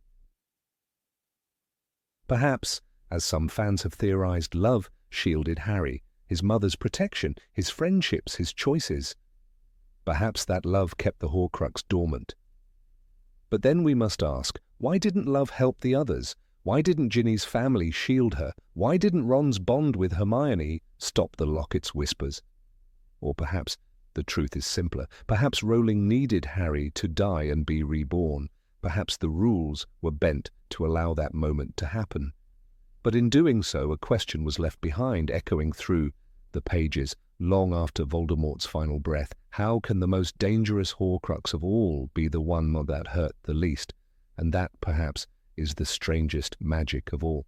Number 23. The Order of the Phoenix operates very inefficiently. The Order of the Phoenix, as introduced in the Harry Potter series, is built to inspire awe. It is a resistance group made up of some of the brightest and most courageous witches and wizards of their time: Alastor Mad-Eye Moody, Remus Lupin, Kingsley Shacklebolt, Nymphadora Tonks, and of course, led by none other than Albus Dumbledore himself. And yet, as the story unfolds, one begins to question the strange and often baffling decisions made by this organization. How can a group so capable be so strikingly inefficient in its methods? One of the most puzzling choices comes in Harry Potter and the Order of the Phoenix, when a 16-year-old Harry is essentially placed at the center of a battle for the prophecies stored in the Department of Mysteries. The prophecy could have easily determined the fate of the wizarding world, and yet it was allowed to remain in a vulnerable public archive. More baffling still, when Voldemort begins to pursue it, no member of the Order retrieves the prophecy themselves. It is left there like a time bomb, waiting for someone to trip over it. Why didn't Dumbledore simply send trusted adults, perhaps Moody and Shacklebolt, to remove it under ministry clearance, or, better yet, conceal it magically somewhere far from reach? There's no explanation that makes sense, except one: narrative drama. The Order chose inaction where action was required, and it cost lives. Harry, a teenager still struggling with his emotions and his understanding of the magical world, is kept deliberately in the dark. Dumbledore later explains this away with sentiment. "I cared about you too much," he tells Harry. "I thought by distancing myself from you, I might spare you pain." Order of the Phoenix, Chapter 37. But in reality, This choice to isolate Harry made him more vulnerable to Voldemort's manipulations. Harry's visions, his growing mental connection to the Dark Lord, were signals that demanded intervention, not avoidance. Yet no skilled Occlumens was assigned to teach him how to defend his mind. Snape's half-hearted, cruel attempts hardly count. No protective wards were created to block Voldemort's influence. The result? Sirius Black died, and the prophecy shattered. There is something inherently tragic about how the Order operates. It moves in shadows, but not with purpose, rather with hesitance, like a creature uncertain of its limbs. Their headquarters, number 12, Grimmauld Place, is a fitting metaphor, a place full of secrets, hostility, and a lingering sense of decay. Sirius, once an energetic fighter, is turned into a restless prisoner in his own ancestral home. And for what reason? Because the Order does not trust its own to act independently. Dumbledore, for all his brilliance, turns command into confinement, safety into stagnation. Even the formation of the Order reveals its internal contradictions. The group never attempts to build wider alliances or prepare a broader movement. They work in secrecy to the point of absurdity. The Ministry is corrupt, yes, but there were individual Aurors, teachers, and magical families who could have joined their cause. Instead, the Order becomes a closed circle, disconnected from the wider magical community. When Harry later forms Dumbledore's army, it is he, not Dumbledore, who finally brings the fight into the classrooms and empowers others to resist. A teenager manages to do what the Order could not, build a network of trained, inspired fighters. Consider Mundungus Fletcher, a known crook and unreliable member assigned to tail Harry. Was there truly no one else available? And when Dumbledore is murdered at the top of the Astronomy Tower, the Order seems almost paralyzed. There is no immediate rallying, no restructuring, no open call for resistance. They simply fade into the background, retreating to safe houses, moving pieces on a board they no longer control. It is left to children, Harry, Ron, and Hermione, to take up the true mission. The strategic failures are not limited to one or two instances. They are systemic. Why, for example, was Peter Pettigrew never pursued more aggressively after Sirius's escape? The man who betrayed the Potters was alive, active, and known to be working with Voldemort. He was a crucial link. And yet the Order never seems to organize any search, no spy network, no plan of capture. Instead, they played defense, always waiting. Then there's the curious case of Rubeus Hagrid's mission to recruit the Giants. He's sent with Olympe Maxime into hostile, treacherous territory with little planning and virtually no support. When he returns, battered and with only partial success, there is no follow-up mission, no sustained diplomatic effort. The Order seems to operate as if every mission is a gamble. Throw the dice, and if it fails, shrug and move on.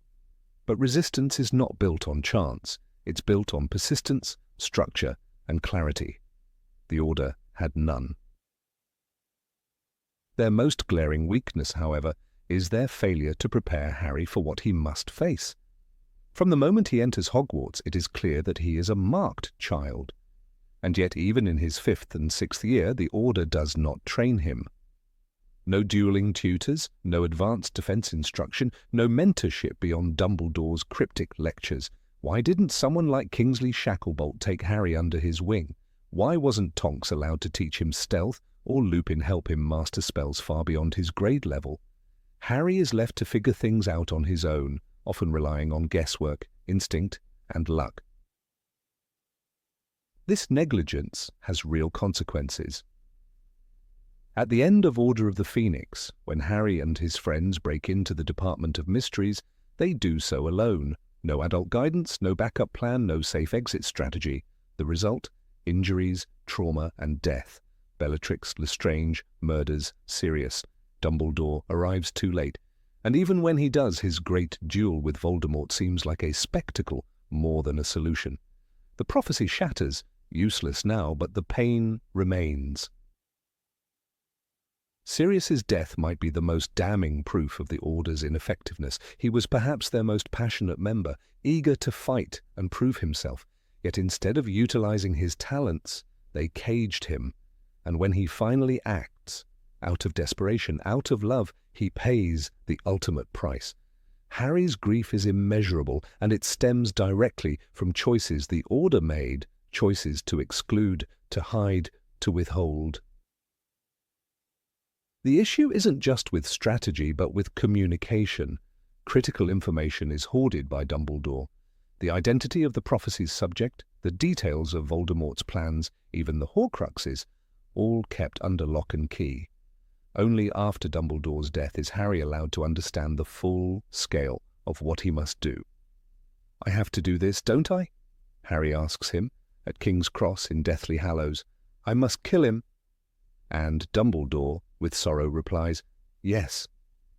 But why was this withheld for so long? How many more could have been saved if the truth had been shared earlier? Contrast this with Voldemort's approach. As dark and twisted as it is, the Death Eaters operate with clear roles, direct orders, and visible unity. They infiltrate the Ministry, the media, and even Hogwarts with terrifying efficiency. They act with coordination. The Order? It survives on whispers and last-minute scrambles. Even their safe houses are exposed one by one. No magical security lasts, no plan endures. The final blow to the Order's legacy comes not in battle, but in memory. After the war, it is Harry, Ron, and Hermione who are celebrated. The young ones, the ones who acted when no one else did. The Order becomes a relic, noble, brave, but flawed. A group that meant well but stumbled too often. Even in Deathly Hallows, when the Order tries to protect Harry during his escape from Privet Drive, their plan results in Mad Eye's death and George losing an ear. The use of Polyjuice Potion, the multiple Harrys, it's clever, yes, but again, reactive, always reacting, never striking first. The tragedy of the Order of the Phoenix is that it had everything: talent, heart, loyalty. But it lacked trust, strategy, and a willingness to evolve. Its leaders feared burdening Harry with too much truth, and so he bore the weight of ignorance instead. Its members followed orders but rarely questioned them. And its greatest fighters were either caged, neglected, or left to die. In the end, it is not the Order that defeats Voldemort. It is a boy with love in his heart and two friends who never left his side. It is a trio, not a movement. The resistance, when it mattered most, came from the very ones the Order tried to shield. Perhaps that is the greatest irony of all. Number 24. The wizarding economy makes no sense. The wizarding world is a place of wonder and enchantment, but if you pause to truly examine how its economy functions, a great number of contradictions emerge like nifflers in a vault of gold. At first glance, Diagon Alley bustles with the commerce of a hidden society. Spellbooks, cauldrons, robes, and wands are traded with a charm and nostalgia that almost obscures the lack of economic coherence beneath it all. But peel back the curtain, and what you find is a system that seems to defy both logic and the very magic it is built upon. Let us begin with the Weasleys, a family central to Harry's life and to the reader's understanding of what it means to be poor in the magical world. Molly Weasley often apologizes for their modest home, the Burrow, and for not being able to provide expensive gifts. Ron, one of Harry's best friends, is embarrassed by his second-hand robes and his hand-me-down wand. And yet this family, every one of whom is a capable witch or wizard, lives in apparent poverty. "We're not rich," Ron says plainly to Harry in Philosopher's Stone. "We couldn't afford to buy me a wand of my own." But wait, why not? The laws of transfiguration, duplication, and summoning are scattered generously throughout the books. Mrs. Weasley can conjure a meal out of thin air, clean a house with a flick, and charm her knitting needles to work unassisted. If clothing can be repaired or altered magically, if food can be multiplied, and if even shelter can be magically expanded and enchanted, then what exactly are the Weasleys lacking? Time? Energy? One might argue they lack the money to buy essentials, but why? When magic itself can produce so many things, is money so important at all? There's also the issue of duplication magic. In Deathly Hallows, when Harry breaks into the Lestrange vault at Gringotts, he encounters the Gemino Curse, an enchantment that causes objects to multiply when touched. As the golden goblets begin to replicate endlessly, burying Harry and his companions in mountains of cursed treasure, the question arises: if magical duplication is this potent and dangerous, what stops a less scrupulous wizard from abusing it to flood the economy with forged gold? Is inflation not a concern? Would a black market of cursed coinage not wreak havoc? Perhaps the goblins at Gringotts are masters of anti-fraud charms. That might explain why they guard their vaults so jealously. But even this raises further inconsistencies. Goblins are described as proud and cunning, with a deep understanding of magical metallurgy and finance, and yet they run an economic system that relies on physical coins, galleons, sickles, and canutes, lugged around in sacks and stored in ancient vaults. Why not magical ledgers, enchanted currency, or even basic credit spells? The magical world, so advanced in its manipulation of time, death, and matter, seems oddly stuck in a medieval barter system. The moment you start looking at specific spells, the questions only multiply. The Gemino Curse is one, but what about Engorgio or Evanesco? If you can enlarge things with the former and vanish them with the latter, why couldn't a clever witch create immense food stores, vanish their waste, and live with zero costs? Dumbledore conjures a lavish feast in Half-Blood Prince simply by clapping his hands. If a single spell can fill a table, what's stopping an enterprising wizard from opening a restaurant with zero ingredients and infinite servings? It's not just about food. In Goblet of Fire, Molly Weasley uses magic to make her son's dress robes more presentable. Tonks changes her appearance at will, proving the existence of self-alteration magic. So why would any wizard pay for tailors or barbers? Why do some witches work as seamstresses at all? If magic can replace labor in nearly every industry, then what is the foundation of magical employment? Who buys, who sells, and what gives anything value? There's another glaring example in the form of Fred and George Weasley's joke shop. Weasley's Wizard Wheezes, opened during Half-Blood Prince, is a commercial success, thriving on inventiveness and magical innovation. But even here, logic falters. If they can create love potions, extendable ears, and instant darkness powder, why don't more people simply enchant their way to financial stability? Why is this store a unique exception rather than a common norm? Then there's the troubling inconsistency with potion making. In Philosopher's Stone, Professor Snape declares, "I can teach you how to bottle fame, brew glory, even stop a death." If potions can grant strength, wealth, or beauty, wouldn't they be a standard commodity? Why aren't healing potions mass-produced and provided free of charge in St. Mungo's? Why do people still die of magical injuries? The existence of magic capable of halting death itself implies that mortality, like poverty, is simply a failure of access. Hermione, brilliant and methodical, is another lens through which to explore the contradictions of magical economy. Raised in the Muggle world, she enters Hogwarts with an outsider's logic.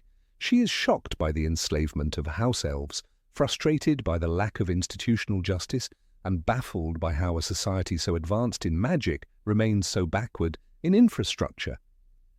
Even the Ministry of Magic, with its endless memos and flying interdepartmental notes, functions like a chaotic government office from the early 20th century, not a magical utopia.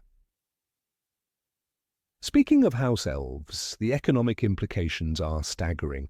These creatures perform unpaid labor, bound by ancient magic and treated as property.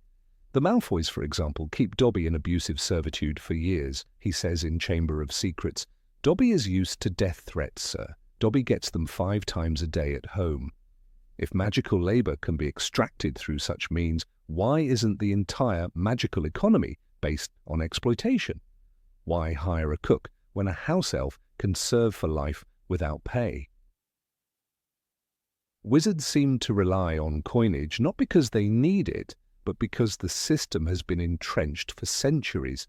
Gringotts, with its fire-breathing dragons and booby-trapped vaults, is a symbol of security and trust. Yet even here, the system collapses under scrutiny. Why would the most powerful magical beings on Earth need to store physical coins when a simple Axio Galleon might summon them instantly?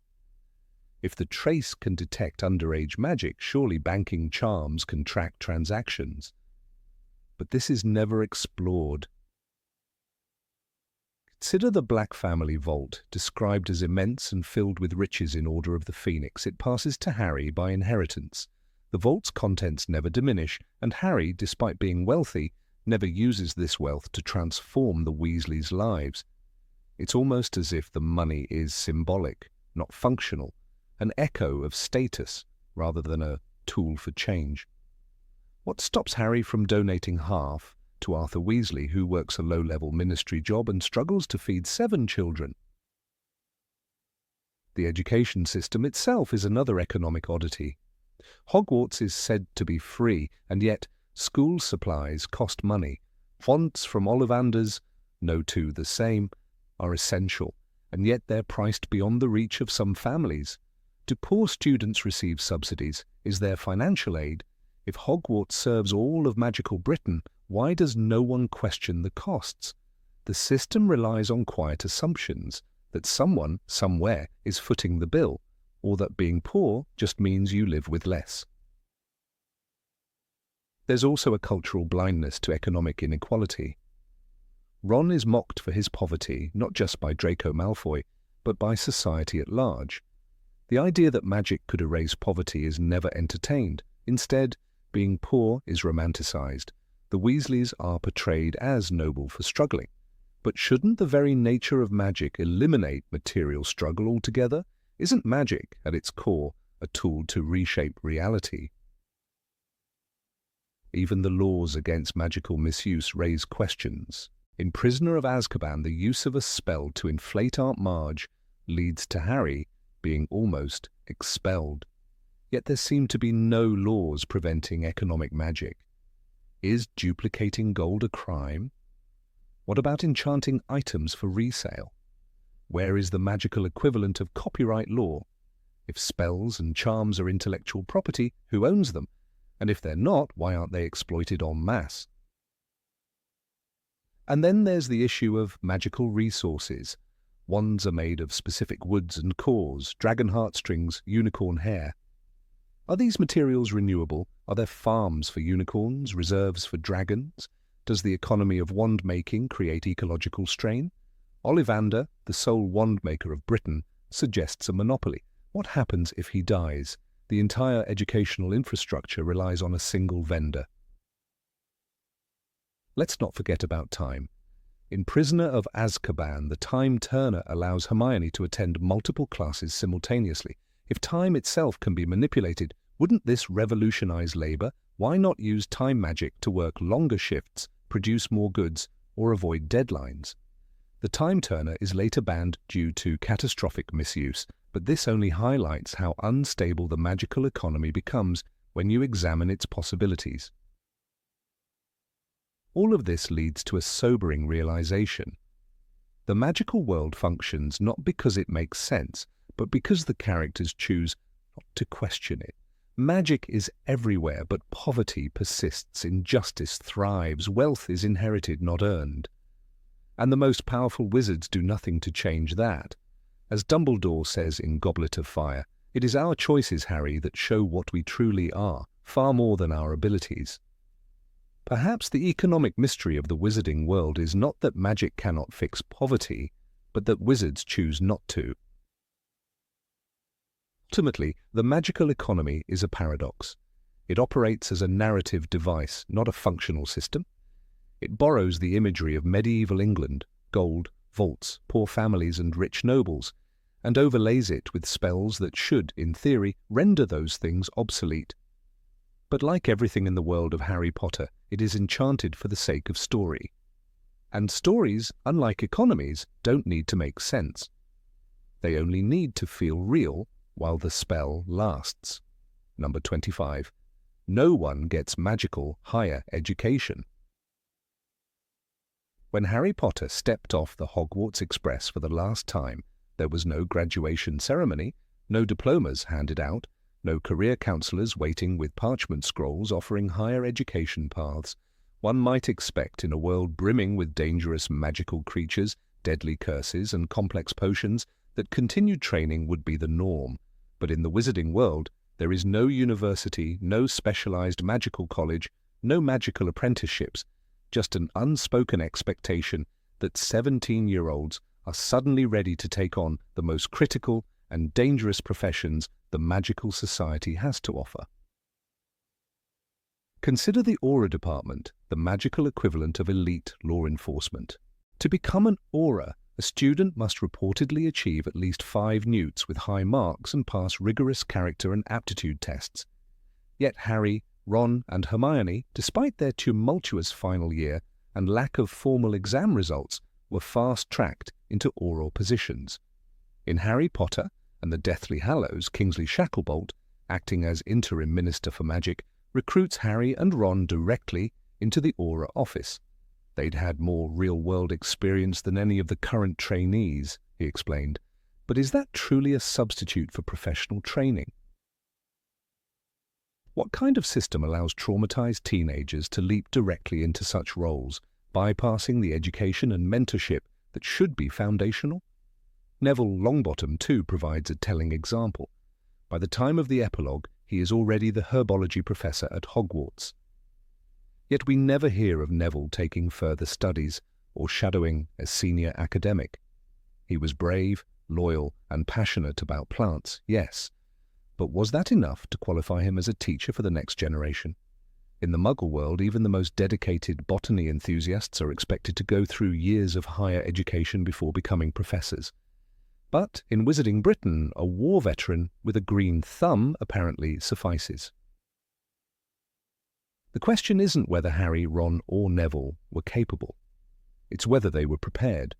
Hogwarts, for all its charm and mystery, is hardly an ideal academic institution.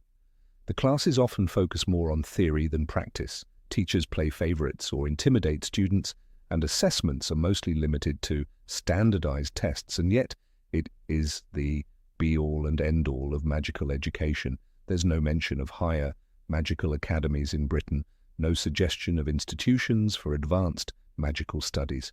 This absence leaves a gaping hole in the logic of the magical world. Think of the complexities of wand law, a field so mysterious that only Garrick Ollivander seems to understand it. His knowledge is revered, his insights respected even by Dumbledore, but where did he learn it? There's never any mention of a wand law university, nor a master from whom he apprenticed. He simply appears in Harry Potter and the Philosopher's Stone, a master craftsman behind a counter. The wand chooses the wizard, he tells Harry, a phrase full of mystery, but never followed by any explanation of how he came to master the intricacies of wand behavior and material compatibility. And what about potions? Severus Snape was clearly a genius in the field, as evidenced by the mysterious Half-Blood Prince's corrections and improvements to the standard textbook. But he never studied under a grand potioneer, never travelled to magical universities abroad. He simply became the potions master at Hogwarts after graduating. One might argue he was self-taught, but should an entire society depend on individual brilliance rather than structured education? In the Order of the Phoenix, Umbridge introduces a curriculum that strips defense against the dark arts of any practical application. The students are incensed. Hermione protests, "How can we be expected to pass our OWLs without any practical defense?" And the Ministry, it seems, doesn't mind creating educational policies that ignore the needs of actual magical practice. It is a powerful moment that shows how little institutional thought is given to learning beyond textbooks. But rather than correcting these failings later with higher education, the wizarding world simply moves on. Bill Weasley, a Gringotts cursebreaker, works in ancient tombs and handles volatile magic daily. Yet he never attended an archaeological institution or a school of ancient runes. he was simply hired. The assumption seems to be that a solid performance in ancient runes and defense against the dark arts is enough to qualify someone for life-threatening work on foreign soil. In Goblet of Fire, Bill visits Hogwarts and tells Harry, "It's all dragons and curses and ancient magic. You'd love it." That casual tone, while charming, betrays a deeper flaw. The profession is dangerous, the training minimal.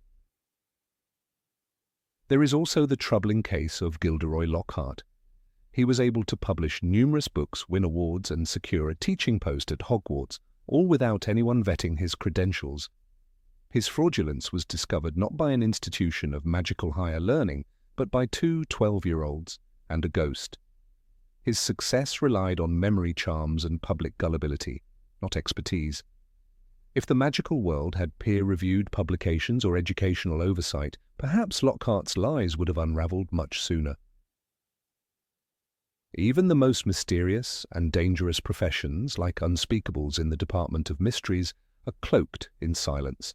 We never learn how one becomes an unspeakable, what qualifications are needed, or whether there is specialized training for it. The mysteries they study, time, death, space, love, are so complex that Muggle equivalents would require decades of philosophical and scientific education, yet in the wizarding world no such intellectual path is described. Perhaps the most glaring example of this educational vacuum lies in the profession of magical law. Hermione Granger, post-Hogwarts, goes on to work in the Department for the Regulation and Control of Magical Creatures, and later helps reform the Ministry's laws. But where did she study magical law? How did she learn legislation, negotiation, and ethics?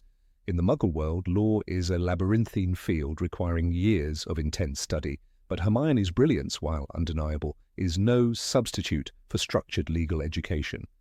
Her success once again implies that Hogwarts alone is expected to be enough. Then there's St. Mungo's Hospital for Magical Maladies and Injuries, the equivalent of a medical institution. It deals with everything from spell damage to dragonpox. Healers are shown in Order of the Phoenix, tending to patients with serious afflictions. Yet we never hear of a magical medical school. There's no evidence that young witches and wizards spend years studying magical anatomy, spell diagnostics, or healing ethics. In fact, Madame Pomfrey seems to have been hired straight out of Hogwarts, or perhaps she simply never left. It's as if the institution expects a teenager to become a neurosurgeon after passing biology class. What makes this even more bewildering is how dangerous magic can be. Spells can kill, disfigure, erase memories, control minds. The margin for error is razor thin. The unforgivable curses, in particular, require not only technical skill, but psychological understanding. Yet once again, there is no magical psychology program, no ethical training, no rehabilitation curriculum. The wizarding world trusts teenagers to master this on their own or not at all. It's worth noting that even Hogwarts itself doesn't seem interested in educational development. Professors don't attend conferences, publish papers, or update their curriculum. Binns, the ghostly history of magic teacher, hasn't altered his lectures in centuries. McGonagall is brilliant and stern, but we never see her mentoring young academics or encouraging research. The idea of academic progress seems absent. Even when students display genius, like Hermione's enchanted coin communication system for the DA, no teacher asks her to document it, expand it, or present it. If one digs deeper, it becomes evident that the wizarding world values tradition far more than innovation. This aversion to change perhaps explains the lack of higher education. Why study more when it's always been done this way? This cultural mindset is reinforced in the books. The Ministry of Magic is slow to adapt, fearful of new ideas, and riddled with bureaucracy. "You are blinded by the love of the old ways," Dumbledore once said to Fudge. That blindness extends to the educational system. But surely, if there were places of higher magical learning, Dumbledore himself would have mentioned them. He, a man of great wisdom, once told Harry, "I make mistakes like the next man." In fact, Being rather cleverer than most men, my mistakes tend to be correspondingly huger.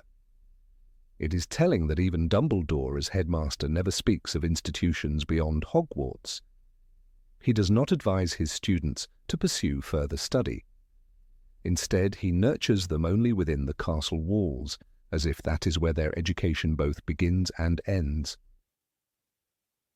Even the field of magical research seems stunted. Luna Lovegood's father runs the Quibbler, publishing bizarre theories. Xenophilius is considered eccentric, but there's no alternative publication for magical scientific discussion. Where is the Wizarding World's Royal Society? Where are the experiments, the peer reviews, the scholarly debates?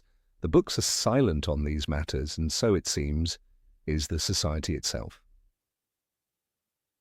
Fred and George Weasley, brilliant inventors, managed to open a successful joke shop without formal training. Their extendable ears and skiving snack boxes demonstrate mastery of magical engineering. But they were abysmal in class, lacked newts, and dropped out of school entirely. Shouldn't there be magical business schools or engineering guilds that guide such talent?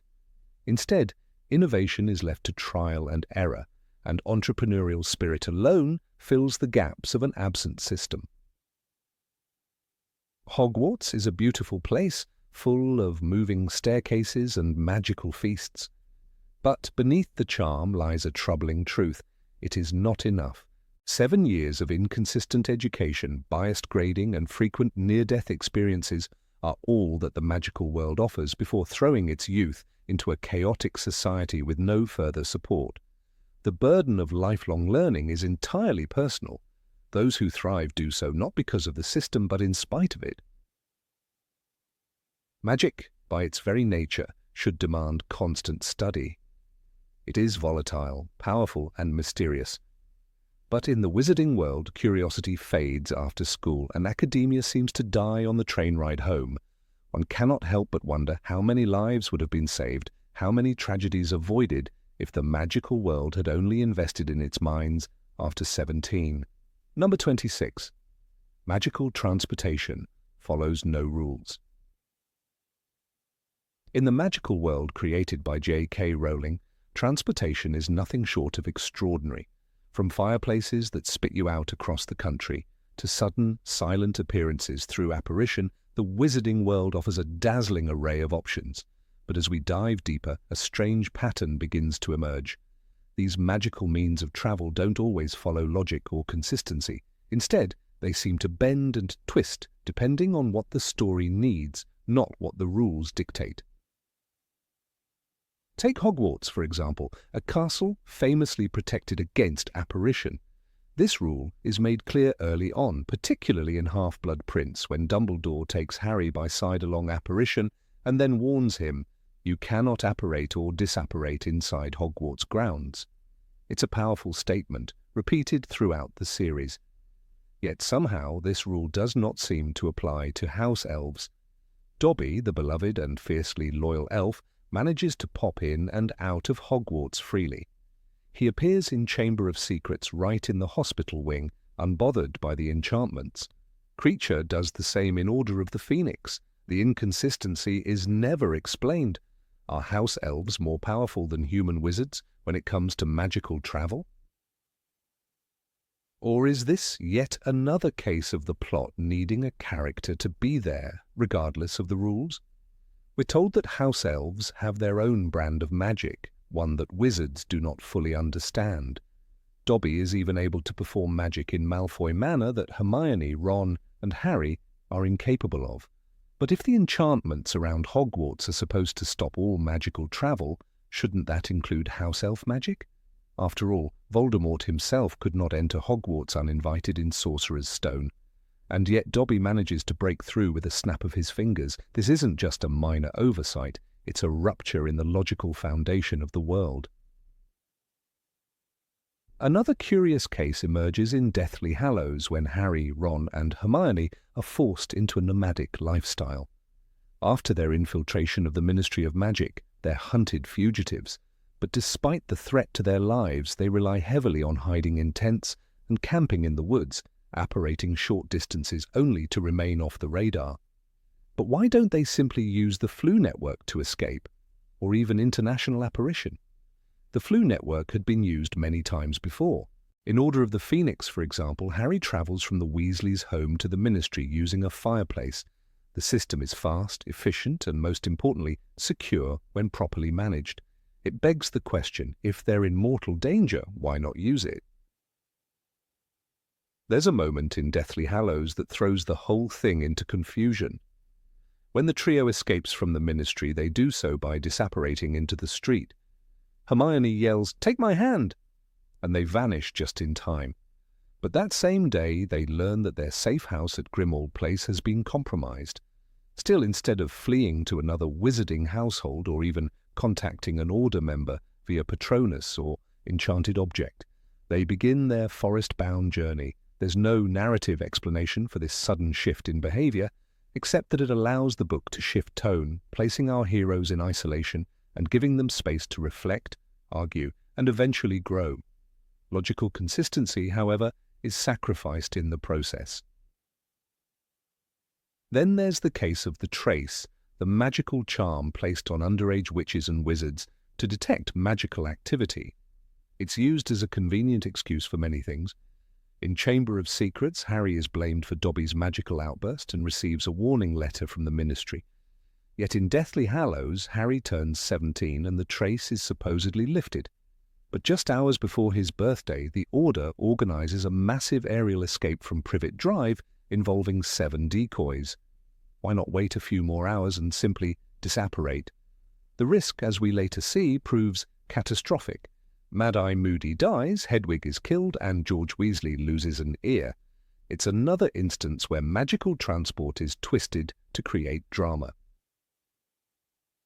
The problem deepens when you consider the security of the Ministry itself. In Order of the Phoenix, Harry and Mr. Weasley travel to the Ministry for a disciplinary hearing. They use a public entrance, a phone booth that descends underground. This method is shown to be a formal, bureaucratic ritual. But when Death Eaters take over the Ministry in Deathly Hallows, security seems non-existent.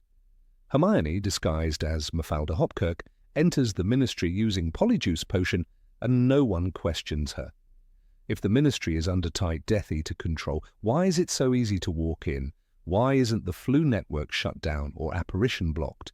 These inconsistencies suggest that the magical transport rules aren't rules at all, but narrative devices.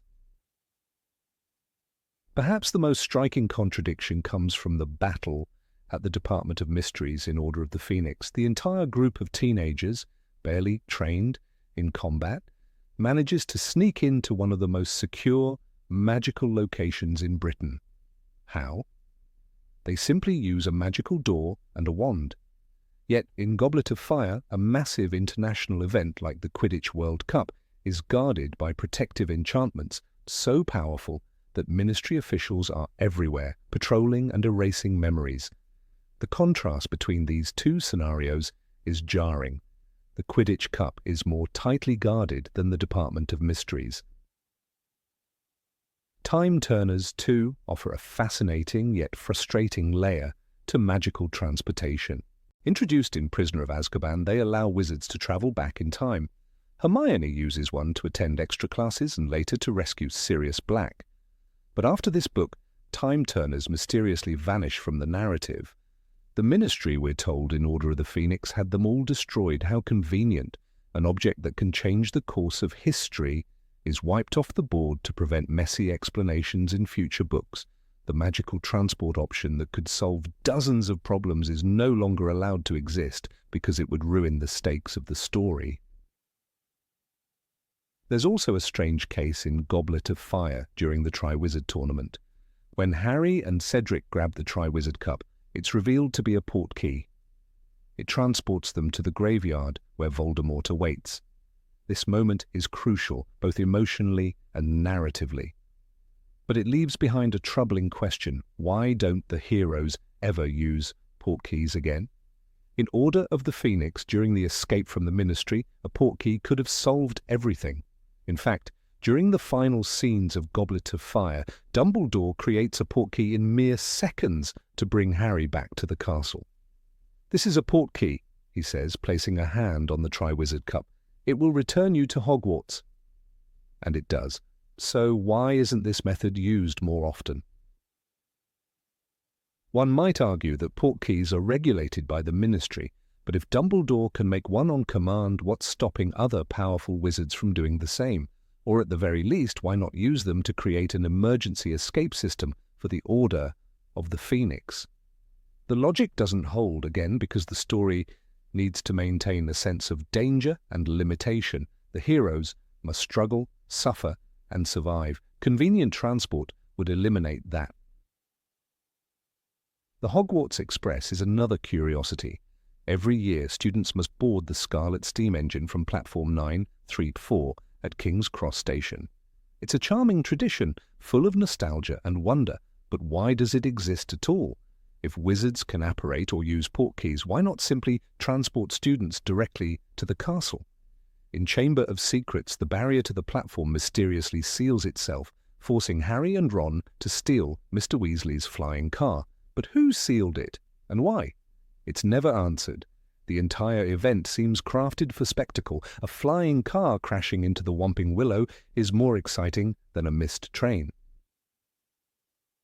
Even the night bus introduced in Prisoner of Azkaban is wildly inconsistent. Stan Shunpike explains that it can go anywhere as long as it's on land. Yet when Harry is in mortal danger later in the series, the night bus is never called again. It's never suggested as an option. Why not use it to flee the Death Eaters? Or to transport Muggleborns in hiding? It vanishes from the story entirely, as if its own chaotic magic was too difficult to write around. And then there's the Mirror of Erised and the Pensieve, neither traditional transport, but both offering otherworldly movement through memory and desire. These magical tools, like many others in the series, appear and disappear when needed, with no explanation for their absence in critical moments. Their unpredictability becomes part of the broader pattern. Magic obeys emotion, not logic. The narrative uses magical transport as a stagehand, moving pieces behind the curtain to ensure the drama unfolds as intended. Characters are stranded or saved, not by the rules of the magical world, but by the whims of the plot. When the stakes are high, limitations appear. When the tension needs release, a solution materializes. The laws of magic, especially transportation, are not laws at all. They are the threads pulled by the author to weave her tale.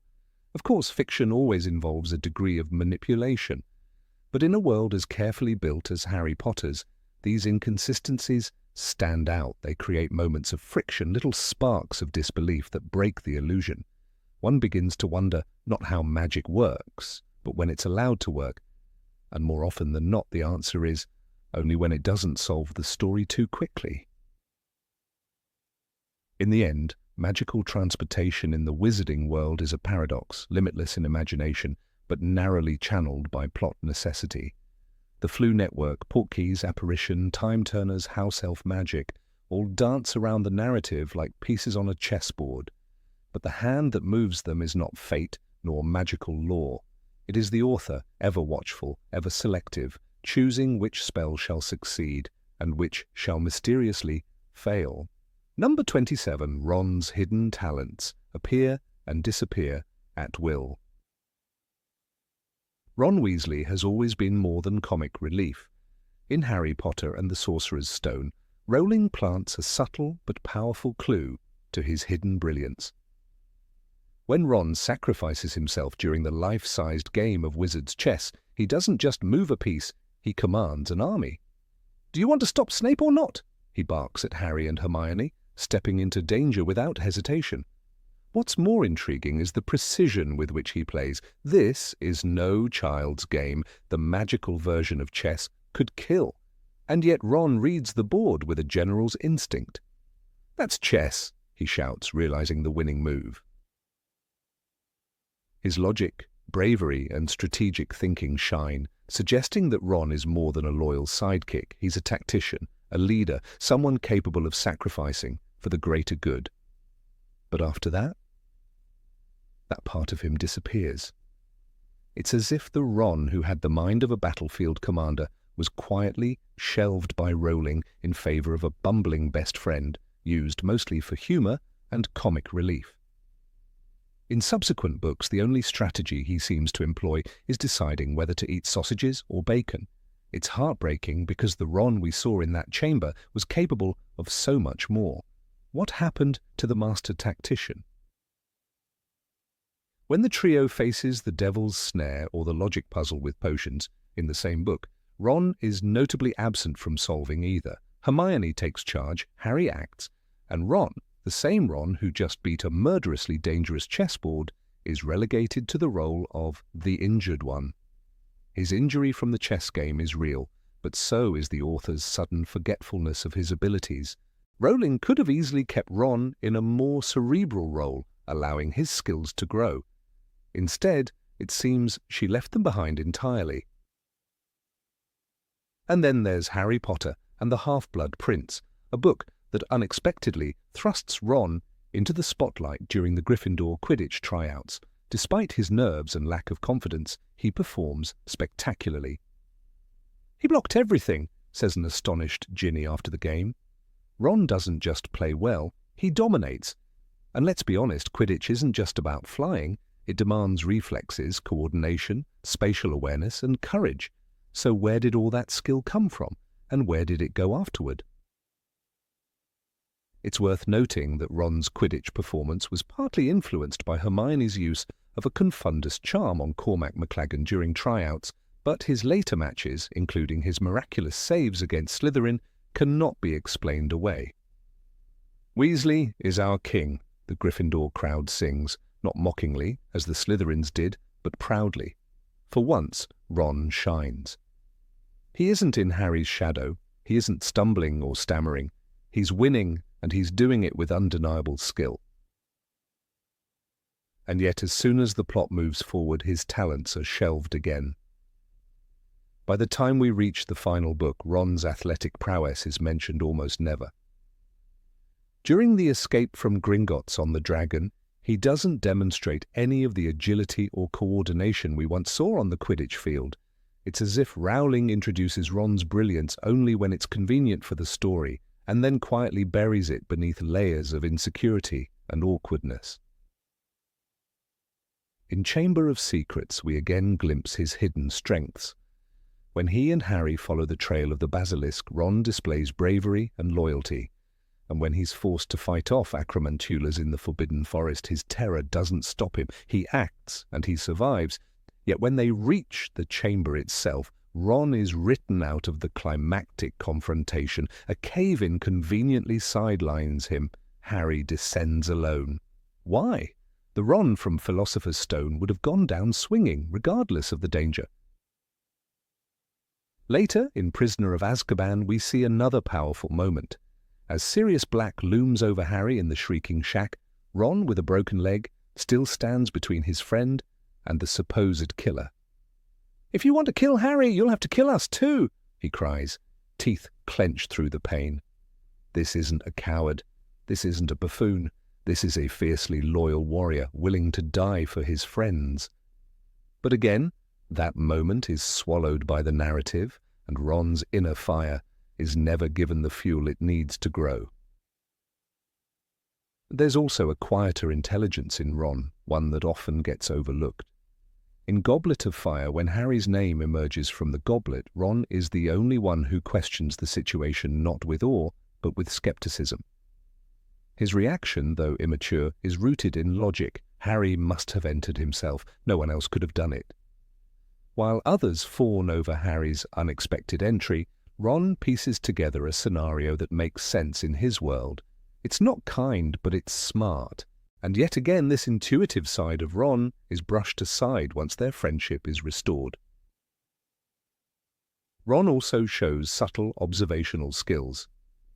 He picks up on things others miss, like the tension between Hermione and Viktor Krum, or the awkwardness between Ginny and Harry.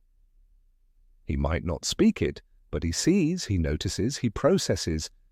"You're the only one who makes her blush, you know," he tells Harry about Ginny. That's not just brotherly teasing, it's social intuition. Even during the Horcrux hunt in Deathly Hallows, when the locket poisons his mind with doubt and jealousy, Ron ends up destroying the very thing that tormented him. With the sword of Gryffindor in hand, he slashes the Horcrux and breaks free of its influence. "I'm sorry," he whispers to Harry. "I'm sorry I left." That moment could have been a turning point. Ron mastering his demons, becoming the quiet hero. But again, the spotlight shifts away. The Ron we see in that forest clearing, slicing the locket in two, is a man battling his own darkness. It's a powerful metaphor. He isn't just killing a piece of Voldemort, he's defeating his own self-doubt. But instead of evolving further from this point, Ron returns to his usual background role. He doesn't take the lead in planning, strategy, or leadership. He follows, always follows. One of the most frustrating examples comes in Order of the Phoenix, when Dumbledore's army is formed. Ron is present in every meeting, practices every spell, and fights in the Department of Mysteries. Ron was now teaching the others how to disarm ruling rights, and yet we remember him mostly fumbling or getting hexed. The Ron who helps lead a student rebellion against Umbridge should be remembered as a teenage revolutionary, but Rowling doesn't give him that arc. In fact, Ron's sense of humor, which is often used to lighten scenes, ends up being a double-edged sword. It becomes a crutch. Instead of showing his thoughts or talents, Rowling often gives him a joke. It reduces him. A great example is when they infiltrate the Ministry in Deathly Hallows. Ron plays the part of Reg Catamol with convincing anxiety and improvisation. His quick thinking saves them from detection. But again, the moment is treated like comic relief rather than proof of his adaptability under pressure. There's also his natural talent for magical games. In Sorcerer's Stone, we learn that Ron is a near expert at wizard's chess, not just a player, but someone who can think multiple moves ahead. Later, in Half-Blood Prince, he wins multiple Gobstones matches and is considered a strong chess opponent. This isn't just luck, it's raw intelligence in strategic thinking. So why isn't this intelligence ever used in the broader plot? Even the emotional intelligence Ron occasionally displays is underutilized. He comforts Hermione after the Yule Ball, argues for the House Elves' freedom, albeit awkwardly, and eventually shows deep remorse after hurting his friends. These are markers of a character capable of growth, but the books rarely give him space to process or reflect. He moves on too quickly, often overshadowed by Harry's destiny or Hermione's genius. Ron Weasley is not a sidekick. He is a survivor of poverty, prejudice, war, and fear. He is a brother, a friend, a soldier, and a strategist. The Ron who faced down a horde of spiders, who stood on a chessboard and sacrificed himself, who dove into icy water to save a friend he deserved more. Rowling gave him moments of brilliance, only to snatch them away. Imagine if Ron had grown into the strategist of the group, the one who coordinated plans, read battlefields, understood motives before others. Instead, that role is silently handed to Hermione or Harry. Ron is reduced to blurting out, "Bloody hell," when he could have been saying, "Here's the plan." His character arc could have mirrored Neville Longbottom's, starting timid, ending powerful, but instead Ron begins brave and ends absent from greatness. Rowling used his abilities when it helped the story, then erased them when it didn't. Perhaps the tragedy of Ron Weasley is not that he failed to grow, but that he was never allowed to.